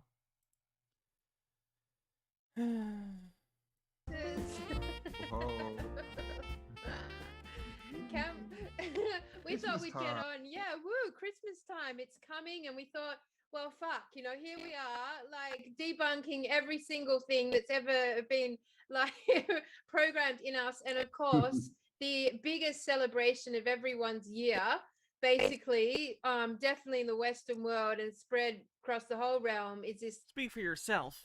I'm a Halloween gal. thing called Christmas. So we thought we'd have a bit of a deep dive on what Christmas actually looked at through the Tartarian lens. And it's a really interesting one, Campbell, isn't it? Because as soon as you look at it for 5 minutes, you get involved with psychedelics, Satan, demons, evil entities, child-eating monsters, and this coherent timeline that is up against everything we know in Tartaria as being incorrect. So where do we even start? Where did you start your search on Christmas and Tartaria? there's so many. I mean, the obvious starting point is Saint Nicholas. That's what we're given. He was a saint and he walked around in Santa Claus with a Santa hat on, and that's where the whole red and white came from. Or so they say. And he's also supposedly the one who started giving out gifts to the poor. But when you look into Christmas, you find that, I mean, first it's very multi-layered. It's definitely an amalgamation of a lot of things, but it's definitely not what we're taught it is. It's definitely not what Disney tell us it is. And the other thing is, it's not as old as we think Does it is. Disney have a lot to say about Christmas? I don't really associate Disney with Christmas immediately, necessarily. Screaming at the radio, thanks for 31 months. Like, they do a lot of kid stuff, and they have Christmas movies, but every studio has Christmas movies. It's actually a pretty recent sort of invention, shall we say, or introduction. Yeah. And we sort of have this concept that it's got a lineage back to Jesus, right? To the birth, and it's been no, that's not the truth. So so I mean, Saint Nicholas, and then when you get into Saint Nicholas, you pretty quickly you're reading about magic mushrooms and about Krampus, the child-eating demon, and it's like maybe Christmas is not what we thought it is, and we know Satanic on the bingo card. They do this with everything, right? Especially rituals, though. So they get us to all put in our energy, and we think we're putting it into something good, but in the end, the idols and everything, the symbols we're putting the energy into are all not what we think they are. Yeah, and isn't it interesting with Christmas, because you're right, like it does form this timeline that really like is very similar to all the other timelines we're given throughout history to give us a sense of history, basically. And when you look at Christmas, it's a fundamental programming of our time. The Great Reset basically launched with Christmas. Now, we're going to do a bit of an the Great Reset launched with Christmas. Live on the spot search through the World Trade Fairs, because obviously we know that the majority of content that the world was going to adopt, whether it be food or technology or fashion or whatever, came through those World Trade Fairs sort of in the late 1800s. And I'd be very interested to see what comes up when we look at those plus Christmas, because if we understand we've undergone a great reset, which has been basically a mind reset, and within that, whatever got reintroduced was absolutely by design. And when we look at Christmas, every single element of Christmas rituals is so symbolic. The wreaths, the mistletoe, the Yule log, they are symbolic, but not in the way you are describing. I'm telling you, I'm gonna get a degree in symbology, like Robert Langdon. I'm gonna solve crimes. If only my life was written by a hack writer. Fenekgami says, Hannah, don't you remember when Disney taught us every few Christmases Santa has to prevent the Pumpkin King from taking Christmas from him so that Halloween Town doesn't ruin everyone's Christmas cheer? Oh, Jesus, Nightmare Before Christmas. Sorry, it took me a while. I haven't seen that in about a decade. Christmas trees, the 15-minute Santa sleigh routes. It's a good conspiracy Christmas joke. The colors, now I want to watch Nightmare Before Christmas. The flying creatures, like I even saw something in regards to the flying reindeer that originally that came from snakes, flying snakes with wings. So like we can. That feels more like if it's a snake with wings, it's almost like a tiny wyvern or something. Basically go through everything. Yeah. So we will actually bring a timeline to all of this. We've got some things, but like one of the very first things that struck me, which I've not heard before, Campbell, was the fact that the Christmas tree is a symbolic representation of the Tower of Babel. And that's very, very interesting to me, because obviously it isn't, though. What are you talking about? Christmas trees? What? No. We know the history with the Tower of Babel goes like... The Tower of Babel is the Christian and Jewish mythology about, and probably from Islam as well, since they are all Abrahamic faiths, that early on in the history of humanity, all of humanity was in one place and spoke one language, and they wanted to build a tower to heaven. Or not heaven, not like heaven in our modern conception. A tower to the heavens. Not heaven like our modern Christian, concept. And God was like, that's fucked up. If they're all together and combined, there's nothing they can't do. So I'm going to confuse their language and throw them into chaos. So he did, made everyone's language different, and then they went to different places in the world, and that's what the Tower of Babel story is. It's the biblical explanation for why there's different languages and cultures in the world, basically. Because God was mad about a tower. Like right through, and isn't it interesting, Campbell, for the Tartarian truthers out there, that we've got this thing where we like glorify and decorate this Christmas tree and everyone brings them into their homes, and we now know that the Nephilim were the giant trees, or we think that the Nephilim were the giant trees, and that Giants on the bingo card. Michelle Gladio says, as a teenager, I too wanted to be a symbologist after seeing the Da Vinci Code, only to find out it was a completely fictional field of study that Dan Brown made up. Truly, God is dead and we have killed him. H-Word says, moral of the story, if we work together, we're more powerful than God. It's true. It's true. We just need more iron chariots. Look it up. our realm got reset with the fall of those giant trees when they were cut down. So it's very interesting that they have brought in the Christmas tree as a symbol for this ritualistic event every year. Yeah, the fall and the fall of Babel. And of course, that's kind of the tradition, isn't it? People go out and they cut down a tree. Yep.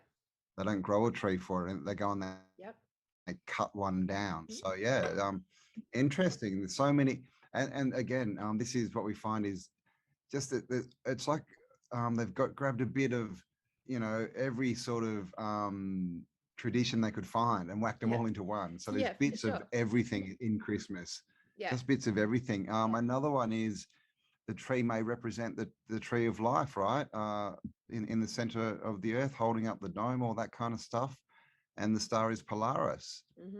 And of course, all of these could be true, or at least partly true. This is a thing. It's a big, it's not a Christian festival. Let's put it that way. And it's interesting. It is. If Christians,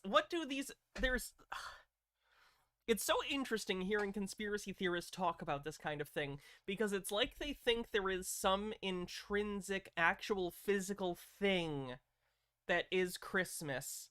And whoever invented that thing, that's what that thing is, as if it exists outside of human conception. Christmas is a holiday. Humans celebrate. It is an arbitrary, etheric idea. It does not exist physically. There's no, answer that would be, what is Christmas about? You can come up with commonalities, but every individual person's going to have different reasons and feelings behind the holiday. There is no evil intent if you don't have it, because Christmas is in the eye of the beholder. It's just a thing you're choosing to do. It's frustrating.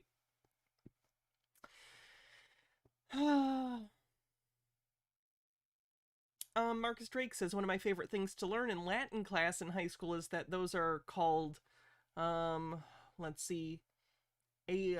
atheological, sometimes etiological myths. Why don't snakes have legs? Where did spiders come from? It's so interesting.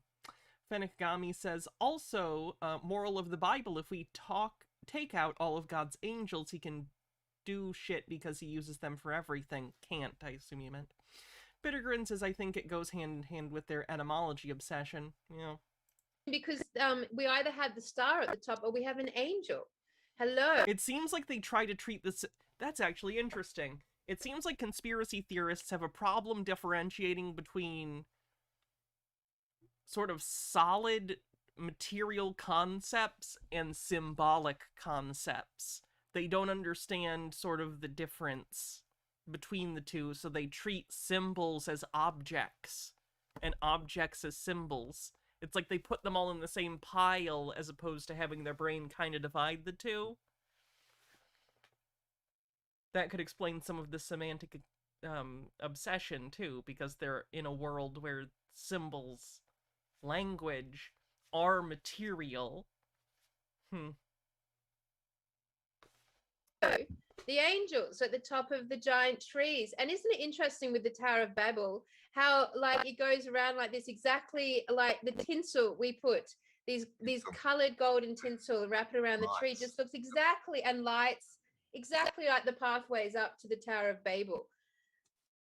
I find that fascinating. After Christmas, we've got to take it down. It's got to fall. So. Oh my God. So we're literally reenacting. We're reenacting every single year the Great Reset. Are we? Okay. It seems like you're very confident in that statement you just pulled out of your butt.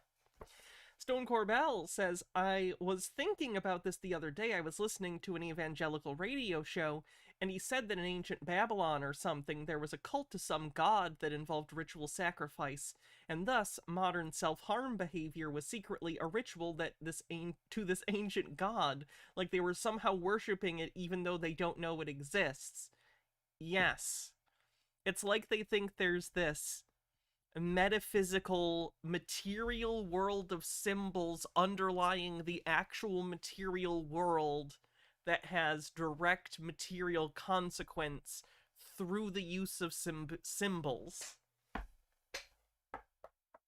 I've just intellectualized them saying they believe in the supernatural, basically. They believe in magic. Horseshoe theory strikes again. Cutting down of the trees, the fallen angels, the like celebrating the cutting down of the tree, and then the like tearing it all down every year and then recreating it every year forward. Like, we are in a ritual event with Christmas, everyone.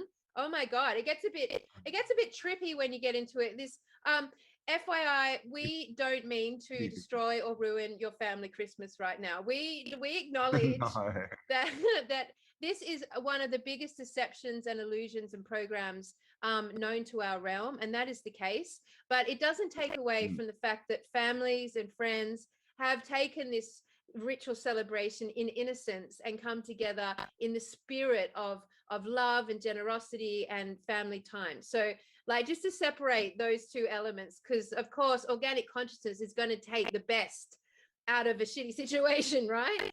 I don't know what organic consciousness is in this moment. We're here to talk about the programming. So the abundance of mushroom symbols here indicates that a lot of this is probably based on them taking hallucinogenic drugs, which explains a lot. So buckle in. Oh my God. Yesterday, Baha and I watched the 3-part documentary series about that Love Has Won cult that we used to cover before she got mummified. The leader, that is, that got mummified, basically. That was nuts. And, hoo boy, so many of those people's brains were fried by the constant use of, like, psychedelics that they were feeding them. Holy crap. Very sad. Exactly. Yeah. And this is the thing. It started off as that, right? It started off as just, family gatherings and having a meal together and spending time. And so all the stuff we're going to talk about is all the crap they've put on top to distract us from what we're actually supposed to be doing, which is just connecting and spending time with each other. Exactly. So I thought we might just dive in. I've got a few clips lined up that I thought I'll just play and we can talk about. And the very first one was about sort of where this concept of Saint Nick came from. And then I've got one. Tyler says, was going to say that sounds a lot like how my anthropology professor defined magic from a cultural academic perspective. See, I should have stayed in college. I could have had smart things to say. And then I could have learned things other people already thought, so I didn't have to rethink them and waste my time. Grueling one about the elves and Grampus, which is pretty freaky. I mean, I always, I watched last year with our 9-year-old, I watched Polar Express, which is an animation, and it's got, of course, the biggest, awfulest known pedo in the world, Tom Hanks. But oh no! That is a belief that's from the QAnon community, unfortunately. I'll count that as Q claimed as a source on the bingo card. That's so Q coded that I gotta put that on the bingo card. Fenigami says, can I also say how weird it is how some Christians believe all the weird shit in the Bible, yet Santa Claus is one step too far? Same thing with conspiracy theories. Isn't weird how so they believe there are so many evil forces and so few good? They're constantly turning good magical forces into forces from Satan. Well, people like being an underdog. Conspiratorial thinking is often narratively driven in the way that it's not logical as much as it is narrative. So being an underdog, even though in real life, obviously, it puts you at a disadvantage, in a story, in a narrative, being an underdog gives you a boost. Because in a story, in a narrative, David beats Goliath. Rocky beats Clubber Lang in the third act, you know? Daniel beats the other kid from Karate Kid. So, conceptualizing yourself as the underdog against a giant conspiracy seems disempowering in a literal real-world sense, but it can feel empowering in a narrative sense. You've made yourself important. You've made yourself good in opposition to evil. It's simple. It's calming. It makes you feel like you know who you are, where you are. It's the whole thing. Yes, the voiceover, but like it was really trippy. Like I seriously saw it through the eyes of disclosure, and it was just like this big, scary, like character, Santa Claus. I thought I was gonna say Daniel beats the lion. No, Daniel chills with the lions until the next day, and then he just gets out of the pit. At Claus being at the end, and then all these little red minions like rounding up all the children, and like it just, and the colors and the hive mind mentality of the elves, and this is all in service to this sort of entity that puts all its attention on kids every year. It kind of creeped me out, you know, like yeah. It is. So, it's like a lot of things, you know. I mean, it's like with every single Disney movie ever made. You know, you can watch them, you know, in innocence, and they seem quite nice, but then when you actually know what they're saying and the symbolism, they're really not nice. Yeah. And this is what we find. It's all hidden. You know, it's all they're going for our subconscious, and you know, of course, the connection with kids, you know, can't be denied. Yeah. And the North Pole, which is another, I guess, shout to the Christmas tree being, you know, the tree of life, the great tree in the center. Or is there, you know, something else? Is it telling us something else? Because, you know, because we grew up in Australia, and it can be confusing when you're a child in Australia because we don't have snow, and when it's Christmas, it's like hot, and everyone's at the beach. Yeah. But even in Australia, every single Christmas card, I mean, look at our hats, right? Snow. This is everything's about snow. Which is weird. I mean, it's not weird considering that like the majority of the population in Australia are like of European descent, and the culture is very based on the UK.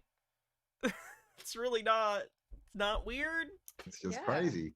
And so, like, you can clearly understand why. Like, you get that, right? You understand why. It's because your culture is largely the culture that was transferred from, again, like the UK, which is in the Northern Hemisphere.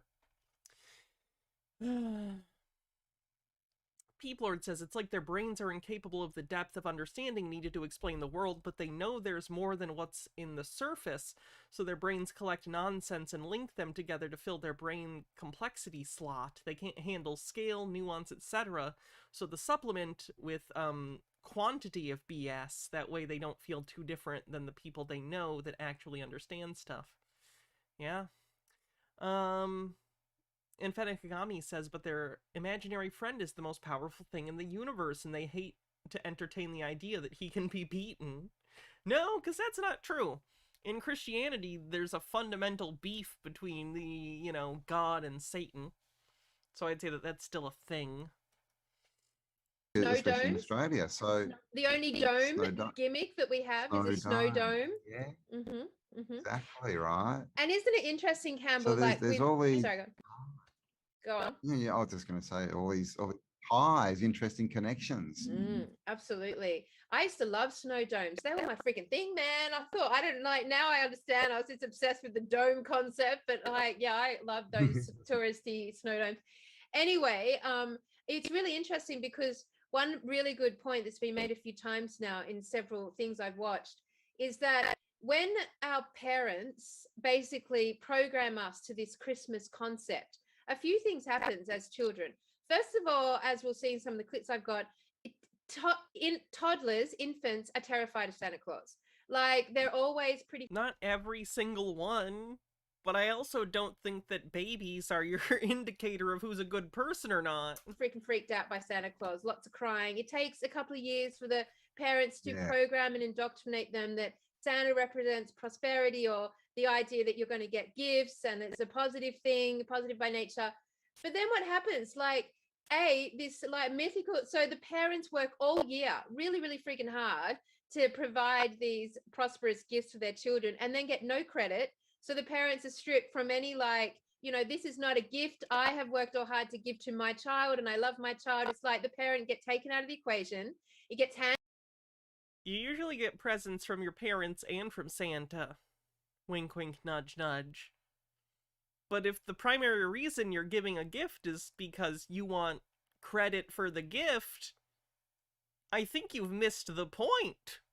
Handed back to the state, to this Santa Claus or Satan Claus. And then the kids grow up with this magical idea of the North Pole is full of magic and joy and Christmas. And then they figure out that Santa Claus isn't real. And so then they have their first significant, for many children, their first significant moment of falling out of trust with their parents.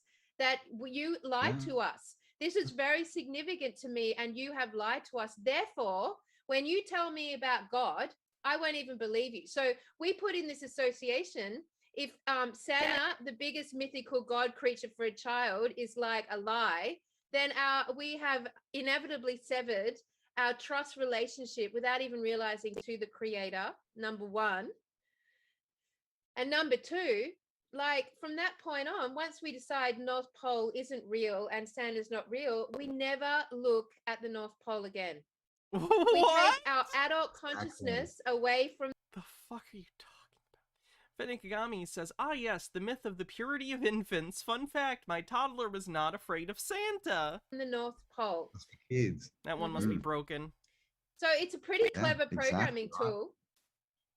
Very multi-layered, isn't it? Yeah. But I mean, it's a good point about the whole Santa and taking kids down and giving them to strange old men and expecting them to be happy about it. And then when they cry, going, don't cry. Just, I mean, you have no idea who that person is. And the other thing is babies are hardwired to recognize faces. Yeah. Right. So you take them 1 year to Santa, then the next year to them, you're thinking, oh, you know, they're looking at the outfit. They're not. They know it's someone completely different. Yeah. As a former baby and child, no, you don't notice it's a different person. It's just Santa. What the fuck are you talking about? Were you never a child? What are you talking about? So you're just confusing the crap out of the poor baby. You're really not. Do you not remember being a child? Yeah.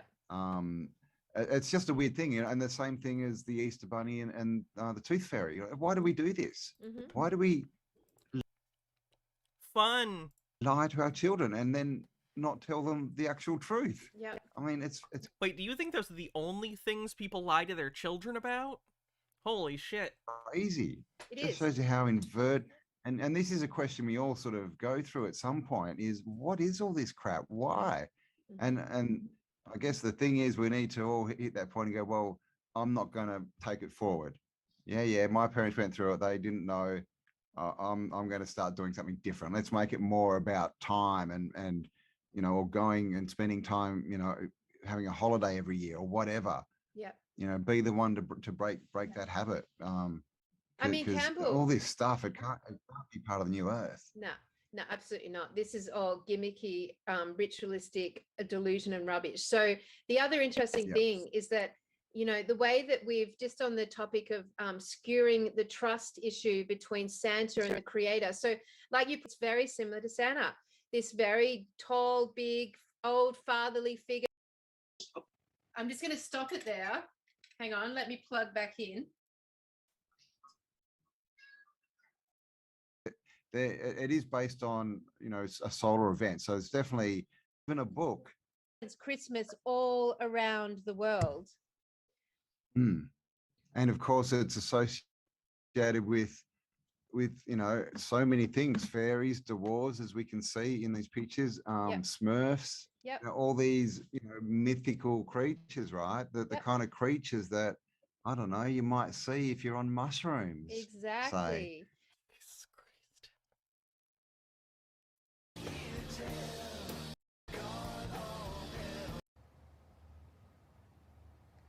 Hi everyone, Frankie here at New West Reset.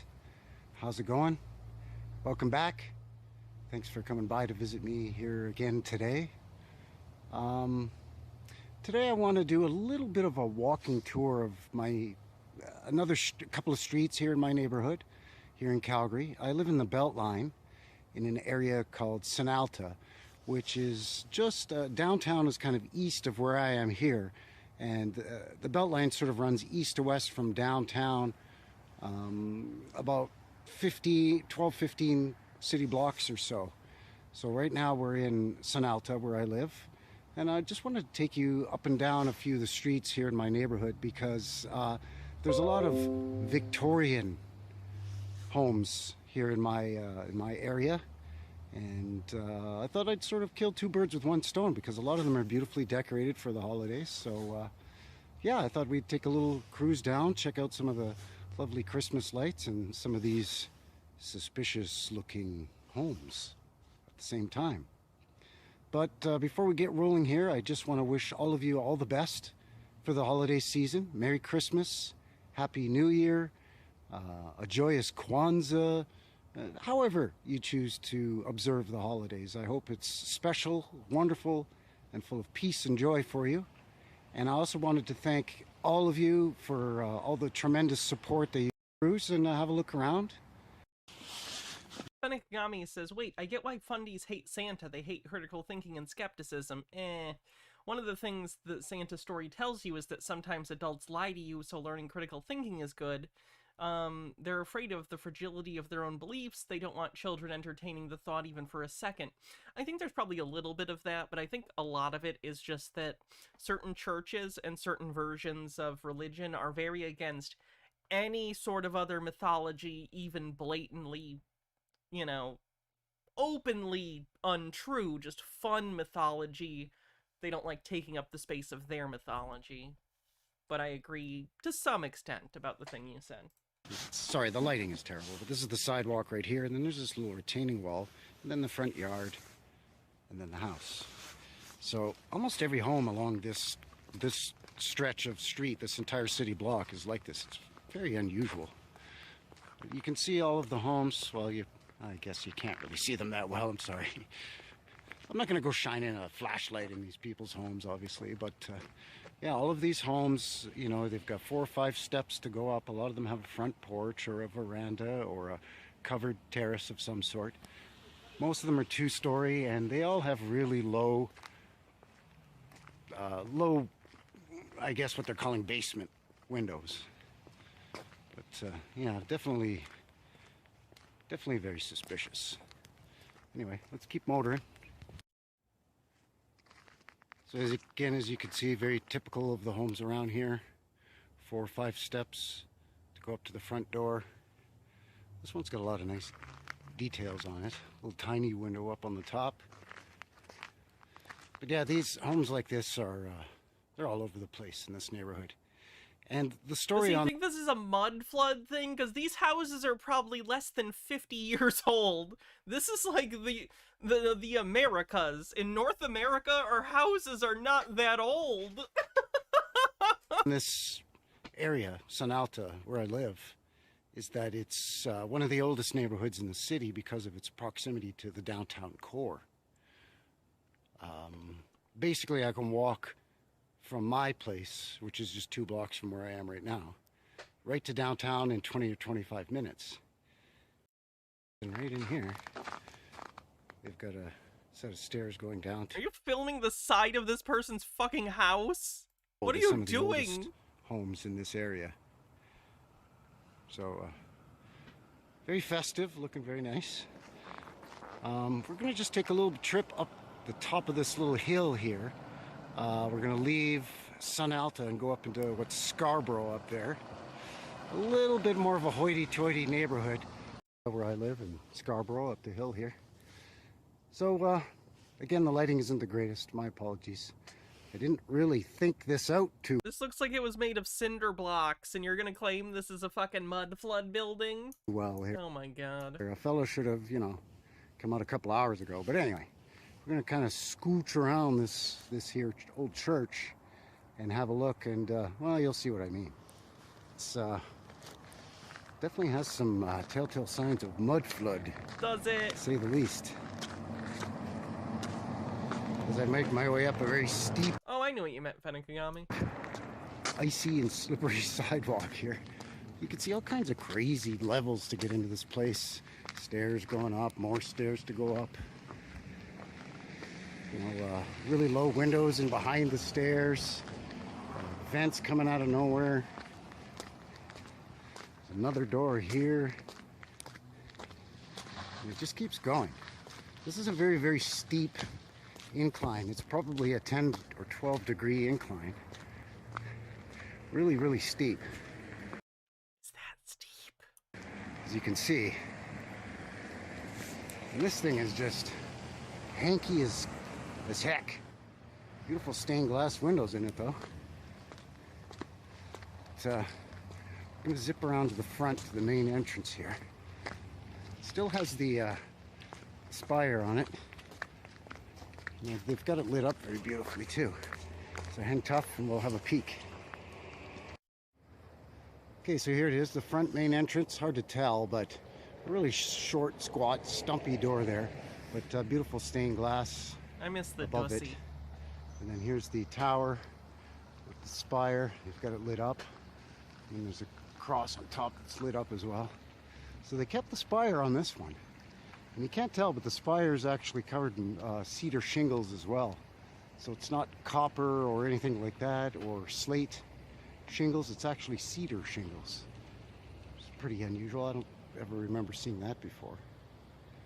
But yeah, so at this level here, from the main door, it goes down that steep hill there, about 10 or 12 degree slope.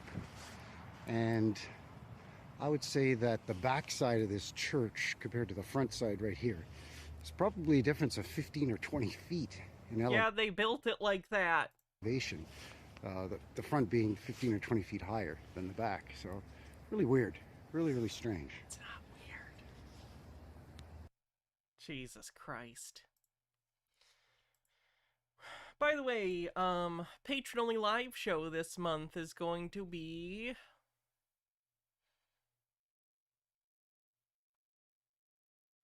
Let's probably call it next Wednesday, would be my guess. Next Wednesday, I'm thinking.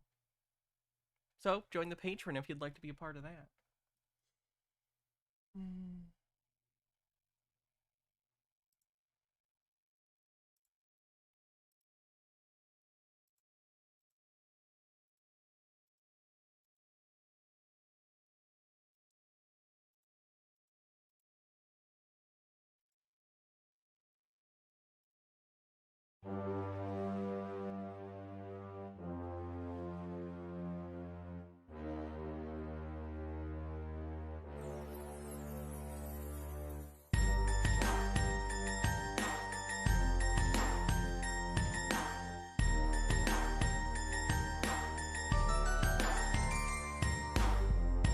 What if you were shown that what you believe to be Christmas in your mind is not really what Christmas is in reality?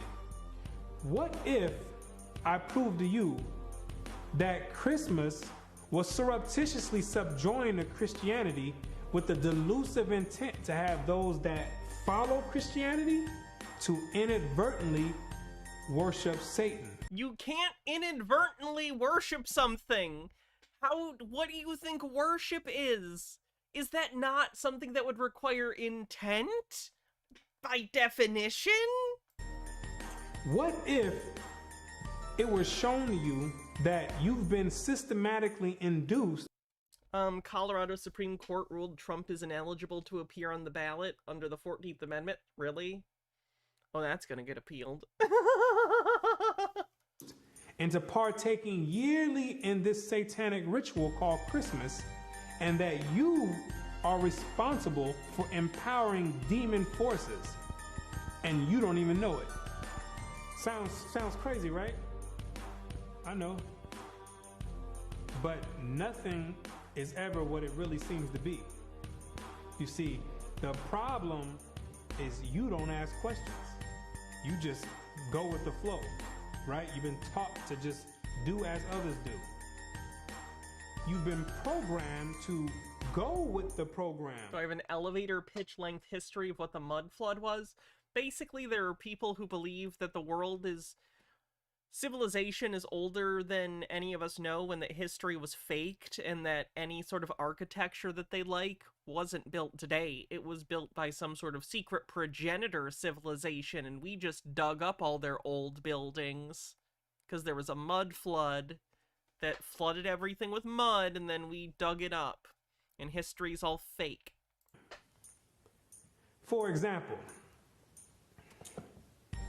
let me ask you a question. Oh, it just goes on a loop. Is that the whole video? Succeeded, the winter solstice was it stops eventually. Gradual increase of the... The Numberdamus brings you this video. For this video, viewer discretion is highly advised. This content will be disturbing to many people. Please do your best to view this content with an open mind.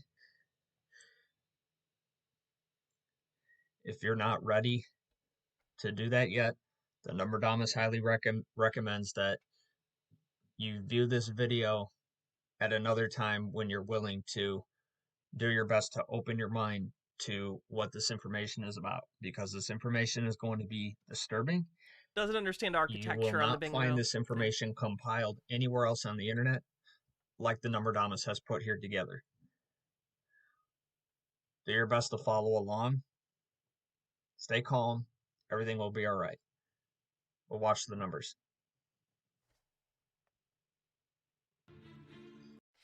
They have to believe you can inadvertently worship Satan because it's the only way they can justify why anyone would worship Satan, or how there's so many, quote, fake Christians out there. Eh.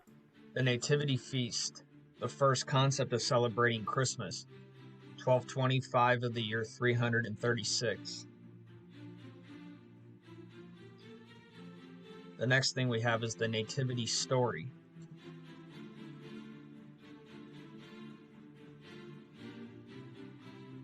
Which released on 12/1. In terms of how that is used, that is very... Gematria or numerology on the bingo card. Number 1, the Savior is not white. Right? Based. Number 2, he does not have long hair. Number 3, he's not tall. He's short. People back in biblical times were on average 5 feet to 5.5 feet. Israelites are dark complected. The Savior is an Israelite. Middle Eastern people have dark complexions. At least he's not racist. That's good. The Savior is Middle Eastern.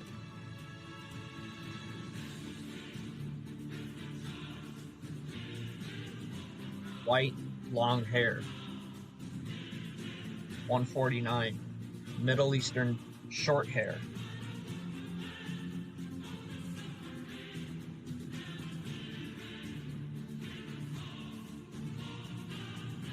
The Savior was born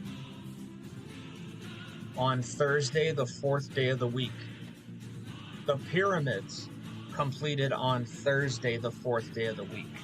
Wait, what? Oh, pyramids were completed on Thursday? What the... Wait, what? The Savior was born on a 25th date. Does he think the pyramids were all finished on the same day? The pyramids had a long time between them building them. They were not all made at the same time. So he's born on a Thursday. The pyramids completed on a Thursday. He's born on a 25th date. 25 times 4. We'll come back to him later. 100. What else is 100? The day of the week he passed. Solomon Grundy was born on a Monday. It's in the rhyme, goddammit. Christened on Tuesday.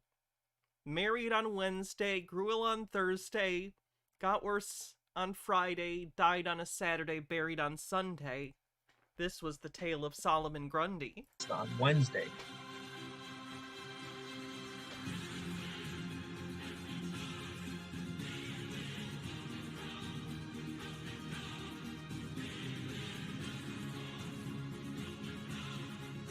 Epic music for this nonsense.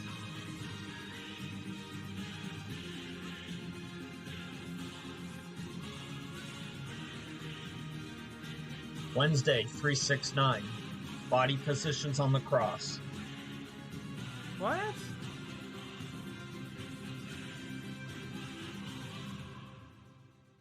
The Nativity Feast to the Nativity Story.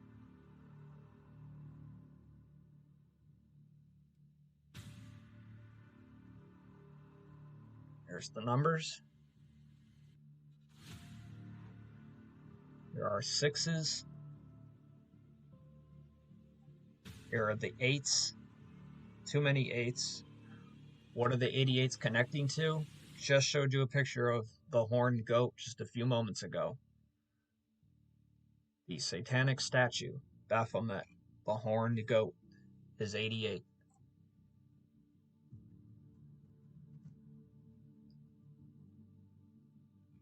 The numbers. What's going to happen here? Because 9s turn over to make 666. Here's the 17.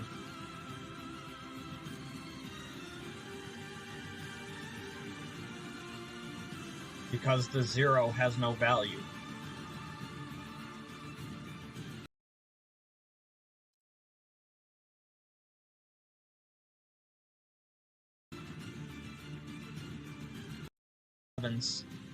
This straight up goes on for an hour. Respect there with God, because oh, the music God stops was at born. some point though. That's good.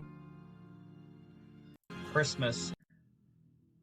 First use of a Christmas tree in non-decorative form in Estonia. Here are the numbers.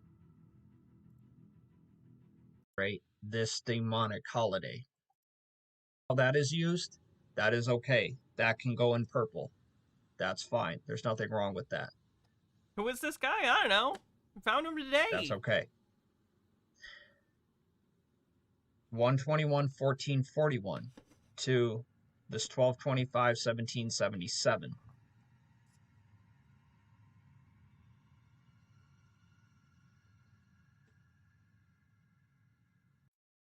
Decorative 1/21/1510.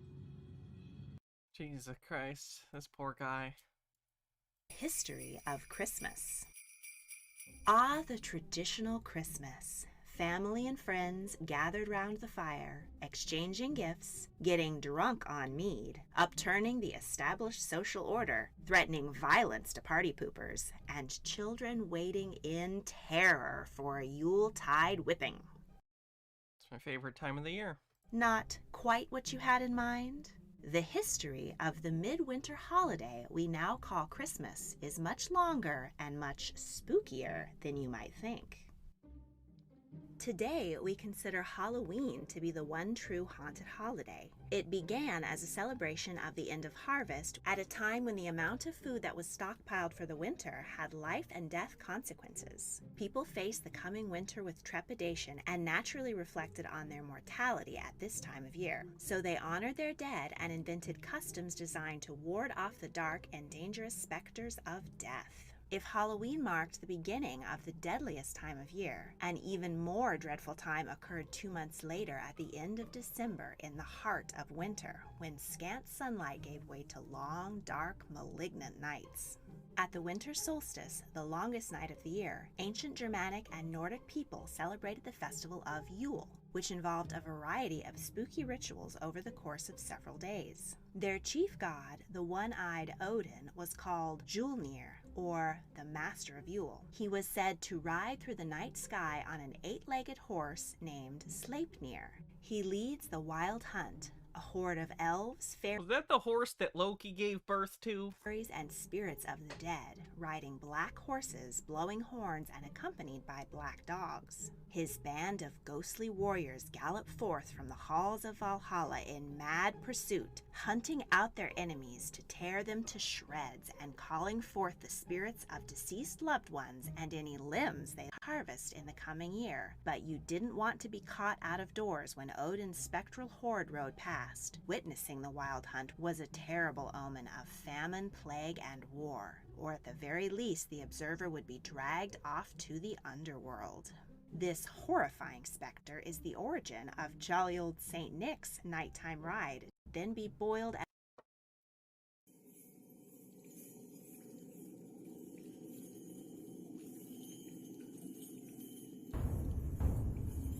Schizois has just got back from hanging with friends, showed them the Line Goes Up documentary. They were shocked with just how stupid crypto and NFTs are. It is shocking, especially if you've never heard about it. It's pretty nuts.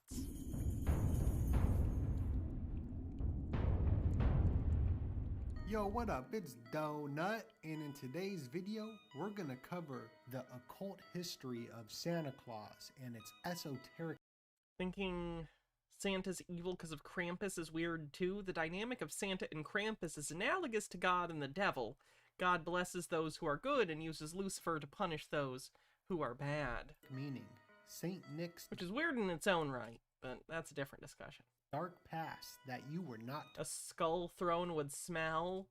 You could boil the skulls first. Taught in school, the manipulation of the Santa Claus for corporate profits and mind control by the international devil-worshipping media conglomerates. Santa Claus and Saint Nick are not the same entity.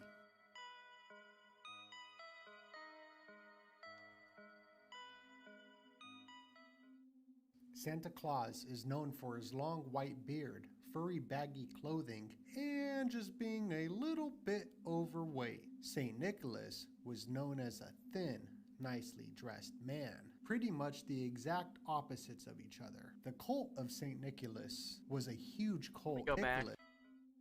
Santa Claus is known for his long white beard, furry baggy clothing, and just being a little bit overweight. St. Nicholas was known as a thin, nicely dressed man, pretty much the exact opposites of each other. The cult of St. Nicholas was a huge cult in medieval Italy. His cult attracted the attention of the elites, where they even had spiritual pilgrimages to visit St. Nicholas. Wait, what's funny about the word pilgrimages? Shrines in Bari, Italy. But Santa Claus is not the cult leader, Bishop St. Nicholas. Santa Claus is actually his dark helper. What are you talking about? Okay, I didn't catch the thing, Harold Elberman.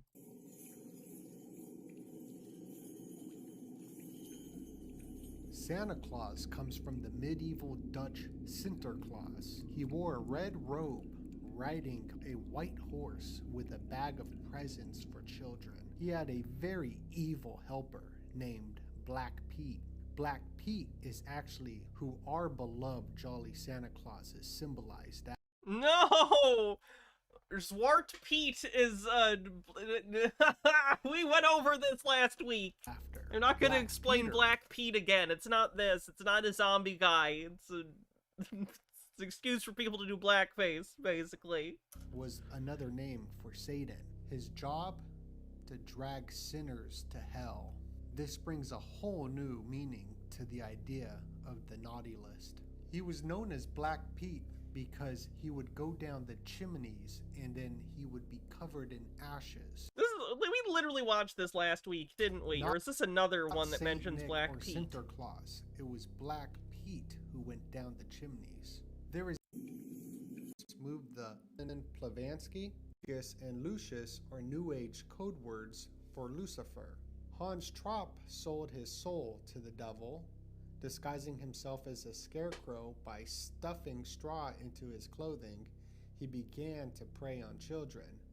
Hans Trapp helped St. Nicholas to redeem redemption. He would persuade naughty children to become more virtuous. Krampus, a horned half-goat, half-demon, who during the Christmas season punishes children who have misbehaved. In Sweden, Thor represents Santa Claus. Yeah. Jotomten. We got about there before I gave up. Oh, this one's disturbing. Hello, my name is Klaus, the Situation Schwab.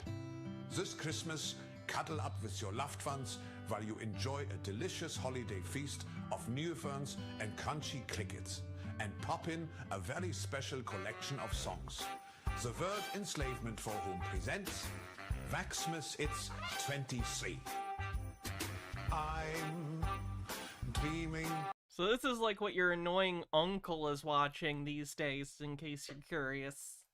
Of a great reset, like communism, just in smart. Everything I don't like is communism on the bingo card. There's gene selection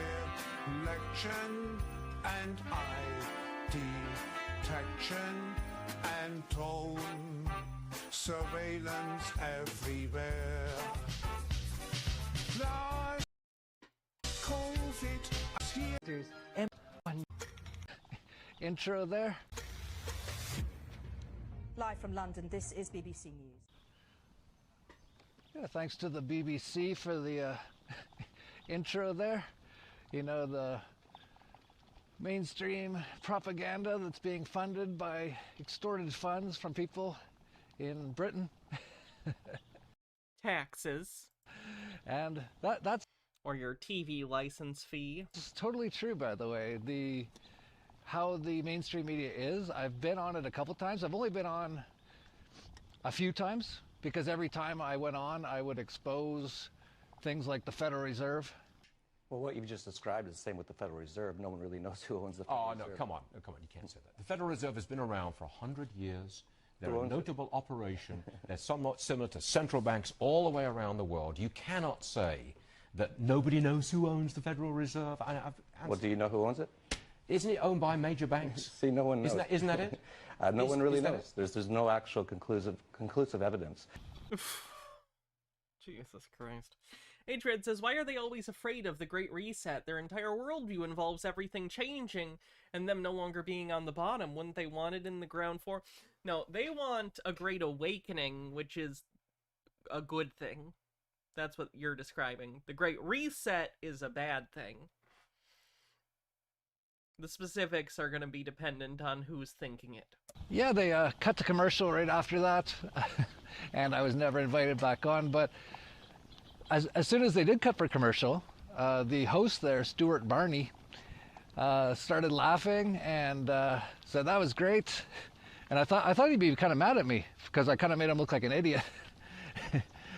And no, it's just entertainment for them, and they're just, you know, getting their paycheck and reading off the teleprompter.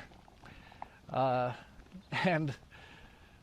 a lot of people watch it like it's like news, like it's it's, you know, let's hear what's going on. It's like, no, that's not what's going on. That's what they want you to think's going on.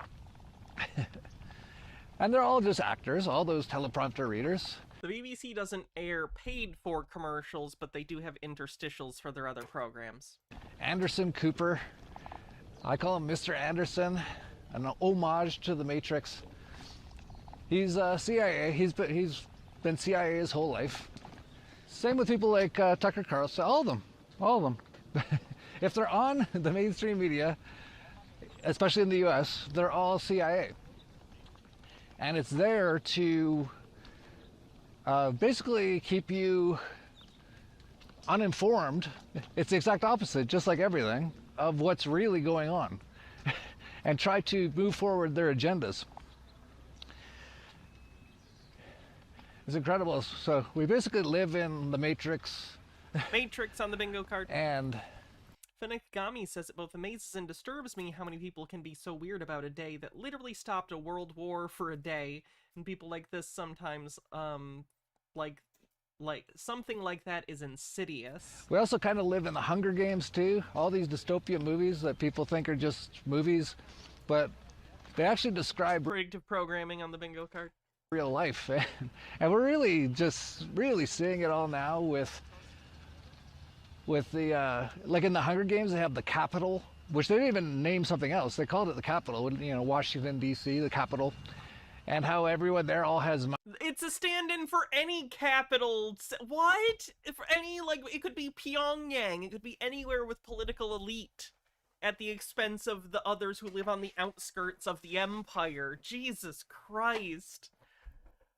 Oh. money because they all steal it from all the sectors. Then in their capital, they have their, you know, their big parties and stuff with all the stolen funds, and that's basically what they have now. They recovered. And someone wrote this: the Nutcracker is an odd choice for an administration that doesn't seem to like crackers. Doran's Dance, the New York City-based tap dance company that performed the atrocious version of the Nutcracker suite in the White House, has a full page on their site dedicated to teaching white people to check their privilege. What the fuck is wrong with these people? I'm just so exhausted. I'm constantly exhausted by these people every day. Every day's a nightmare.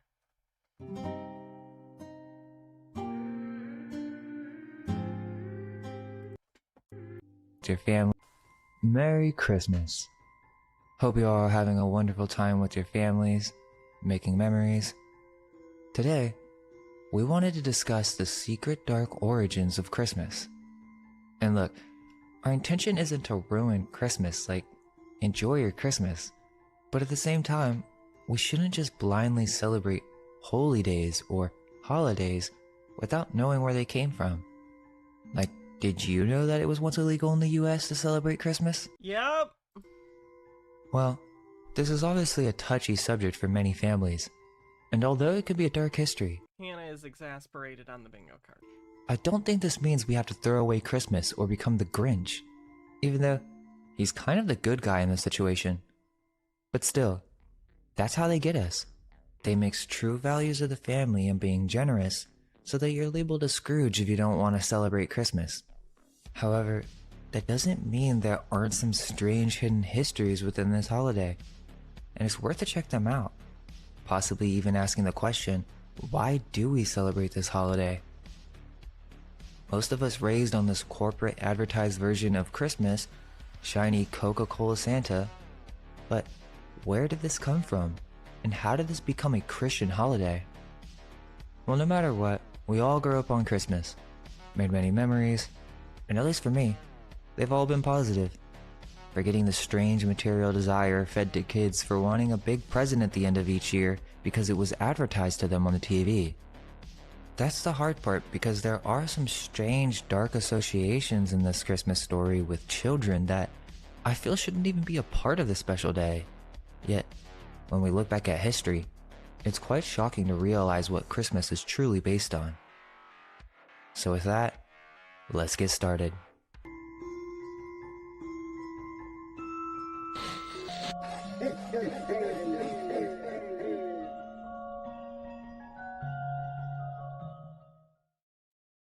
You could say that the two biggest days of the year are your birthday and Christmas.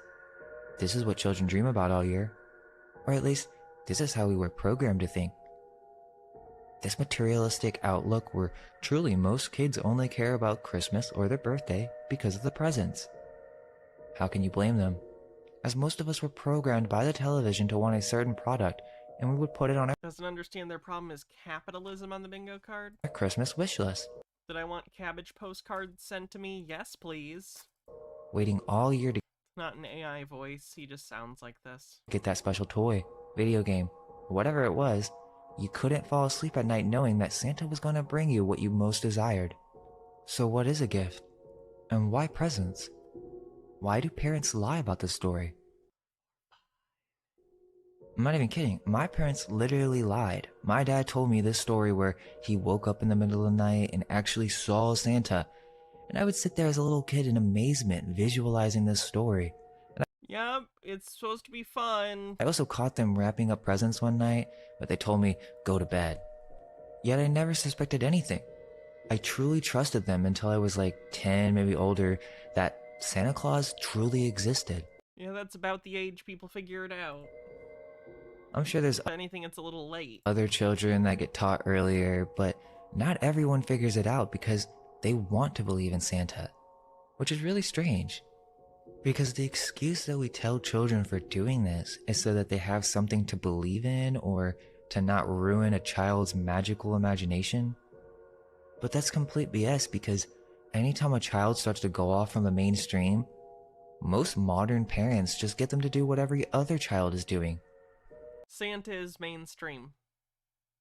Hence, Christmas is something that is programmed into us, not something that we just make up for our children.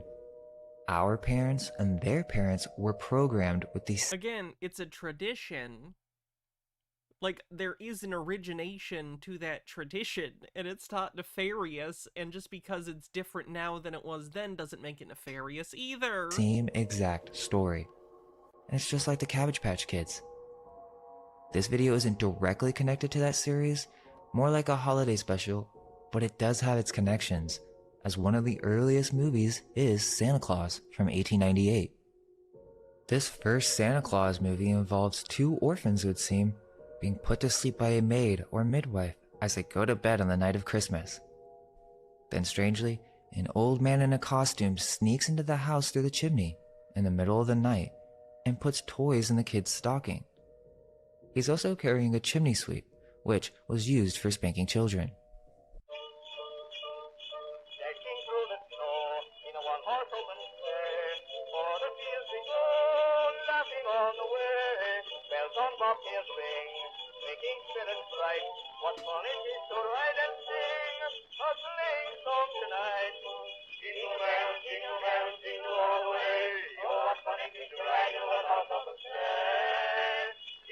Yeah, I don't know if they're orphans. Like, this is a nice room for orphans.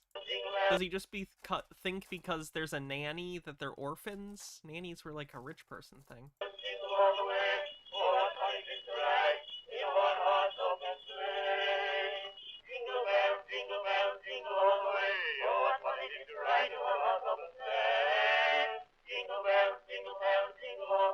What a strange editing. It's 1898, so they hadn't figured out the language of film yet. But it's very funny to see them have this, like, in-frame shot of the static crib. And then also the scene of the roof, just in a circle. Yeah, that didn't stick around.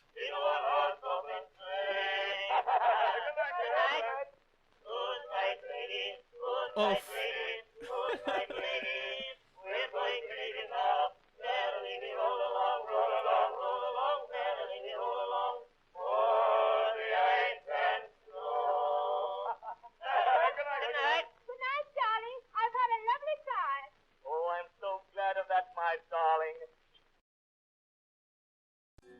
No, I just find this first film so creepy and no context at all. Like, why? It's almost as if they were. Like, it's a little eerie in the sense that old films that are that old have kind of an eerie, unearthly quality just because they're so different than film we normally see. Even later early film from, like, the 1910s, you know, some of the Edison stuff, this predates that. So I get it, but, like, it's not nefarious, and the fact that you find it creepy isn't indicative of evil. That's a you thing. We're showing this to the orphans or something, as if it was never for the movie theaters, just something to use as a mind programming device during resets.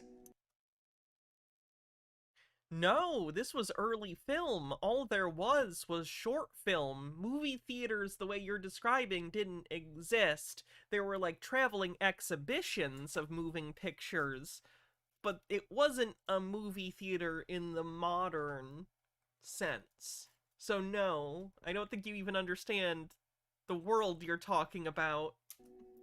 There's also The Night Before Christmas, 1905, with a similar theme. It's the start of this Christmas story preparing This is an Edison one. Nickelodeons, of this course. orphans. For those who don't know, Nickelodeons were, this was like before movie theaters, you'd put like a nickel in, Nickelodeon, and you could look in them, and it would show a little moving picture. Symbol heavily associated It is, of course, the namesake also of Nickelodeon, the children's channel. with the story of Christmas. The kids would hang up their stockings and go to bed in order to prepare Have you ever played BioShock Infinite? They had Nickelodeons as a collectible thing that you'd look into. Those are real. for St. Nicholas. Let's not forget the whole who's been naughty and nice. So Santa Claus has a list of every child in the world and knows whether they have been, quote, good or bad? How would any man have this knowledge? He's a magical creature, goddammit. He's also from the North Pole, rides a sleigh or chariot that can fly, and uses magical reindeer to accomplish this. Then in one night, he lands on every home and climbs down the chimney? So wait, hold up. This guy is sneaking into everyone's home, and we reward him for this and feed him. You're telling me these goddamn elves live in a tree and bake cookies? I don't know. Seems like that'd be pretty dangerous to be cooking industrial level cookie volume inside a hollowed out tree. Like, this is what you sound like. It's a fictional character. You're telling me that this guy's business depends upon shoe elves coming in and cobbling all the shoes for him at night? That doesn't seem like a solid business plan. Like, yeah, it's a fucking myth. Milk and cookies? Is that a reference for something else? No! Well, depending if you're good or bad, you get a present, or coal. Why coal, though? I mean, he climbs down the Because it's something that people already had in their houses because people heated their houses with coal and it was a practical thing. So it's like, oh, you don't get a toy, you get a lump of coal, haha. You just grab it from your pile next to the goddamn coal chute. chimney, but is there a reason specifically that he gives naughty children coal? So who is this Santa guy, and why is he essentially worshipped at the end of the year? He's not! He's a fictional character!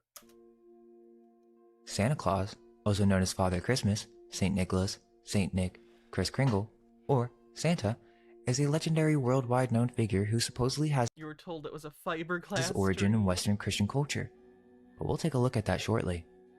We're going to work our way backwards to a certain degree. Let's just point out some of the things that are very strange about this whole Santa Claus story. Well, he is covered in red and white. That's very significant. There's also a specific outfit or costume for Santa. The outfit Coca-Cola. Coca-Cola did that. itself is a symbol that we'll have to come back to, but just take note for later. The famous red hat, this belt that seems to be doing nothing really since he has a large belly, and this top would already be tight on him.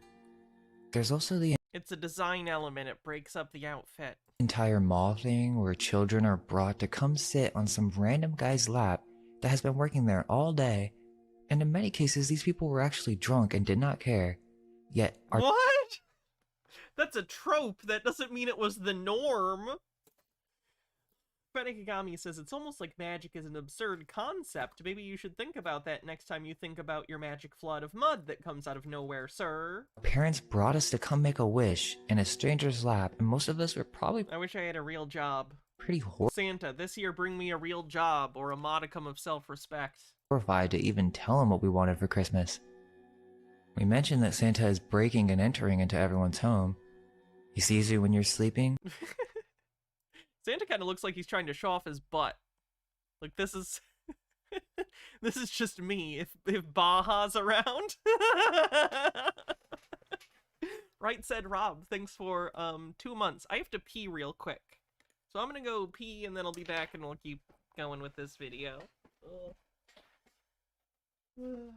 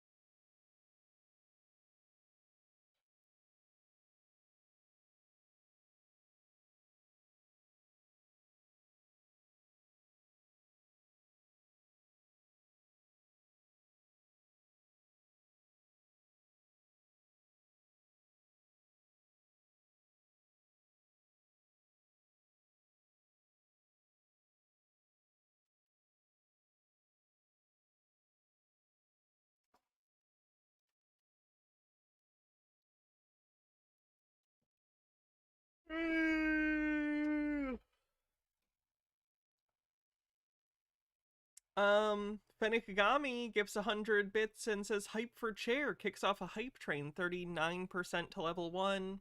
Ulted Undying says, Hannah, listen, and I will tell you a tale of my great Aunt Sandy, one of the greatest women who ever lived.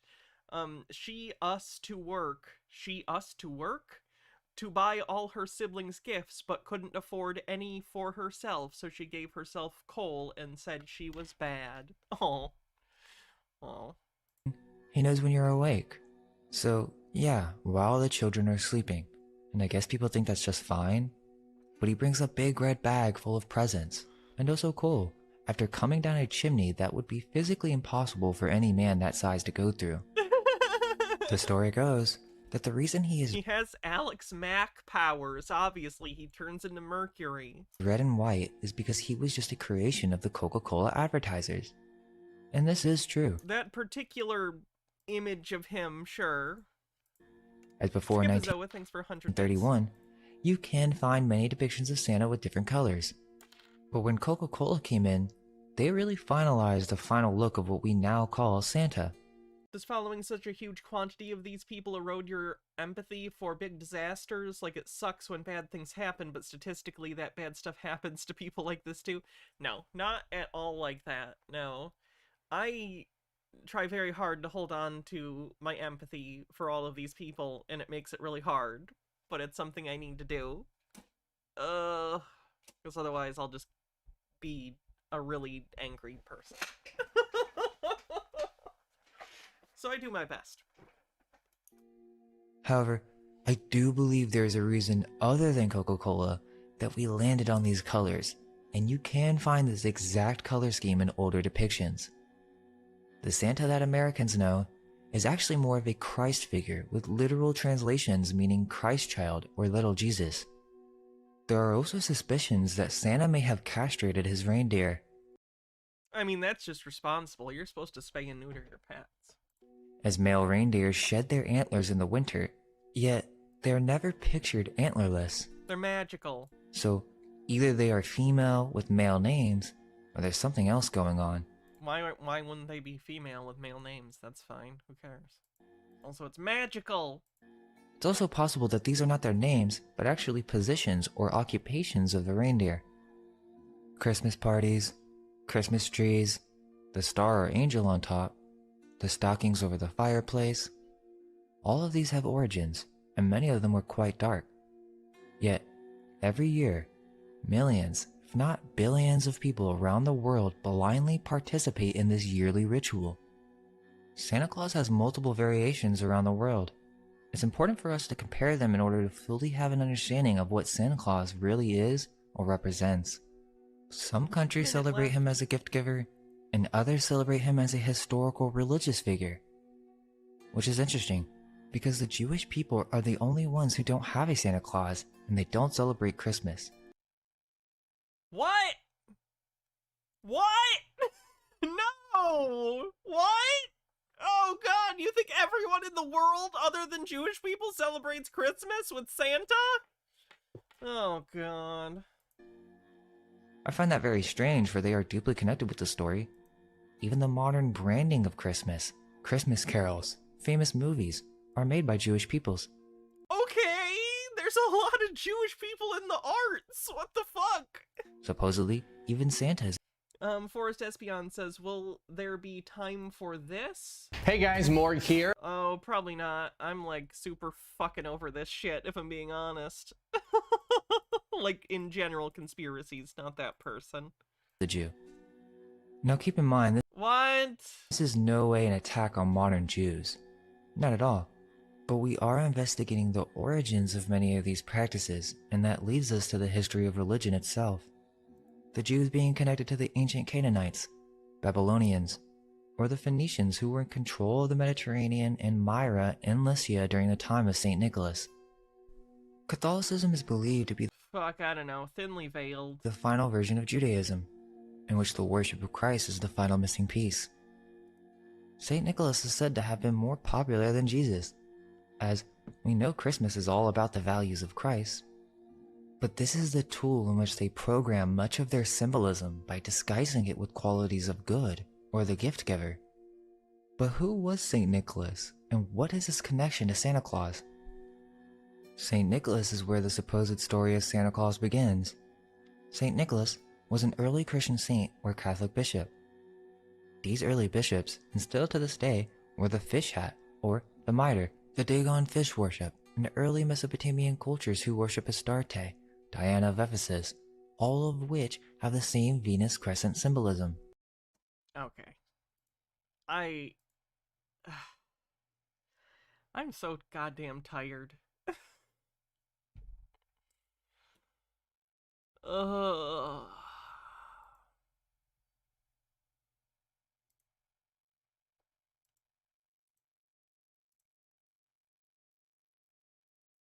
I think I gotta call it early.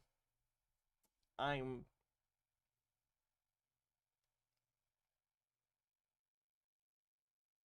know.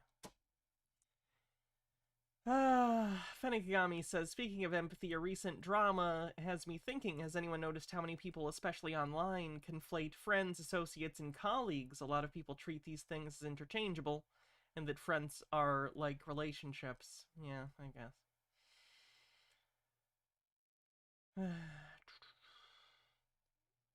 Alright, so I'll be back tomorrow for something. Not sure what. Let's see who we're gonna raid on Twitch.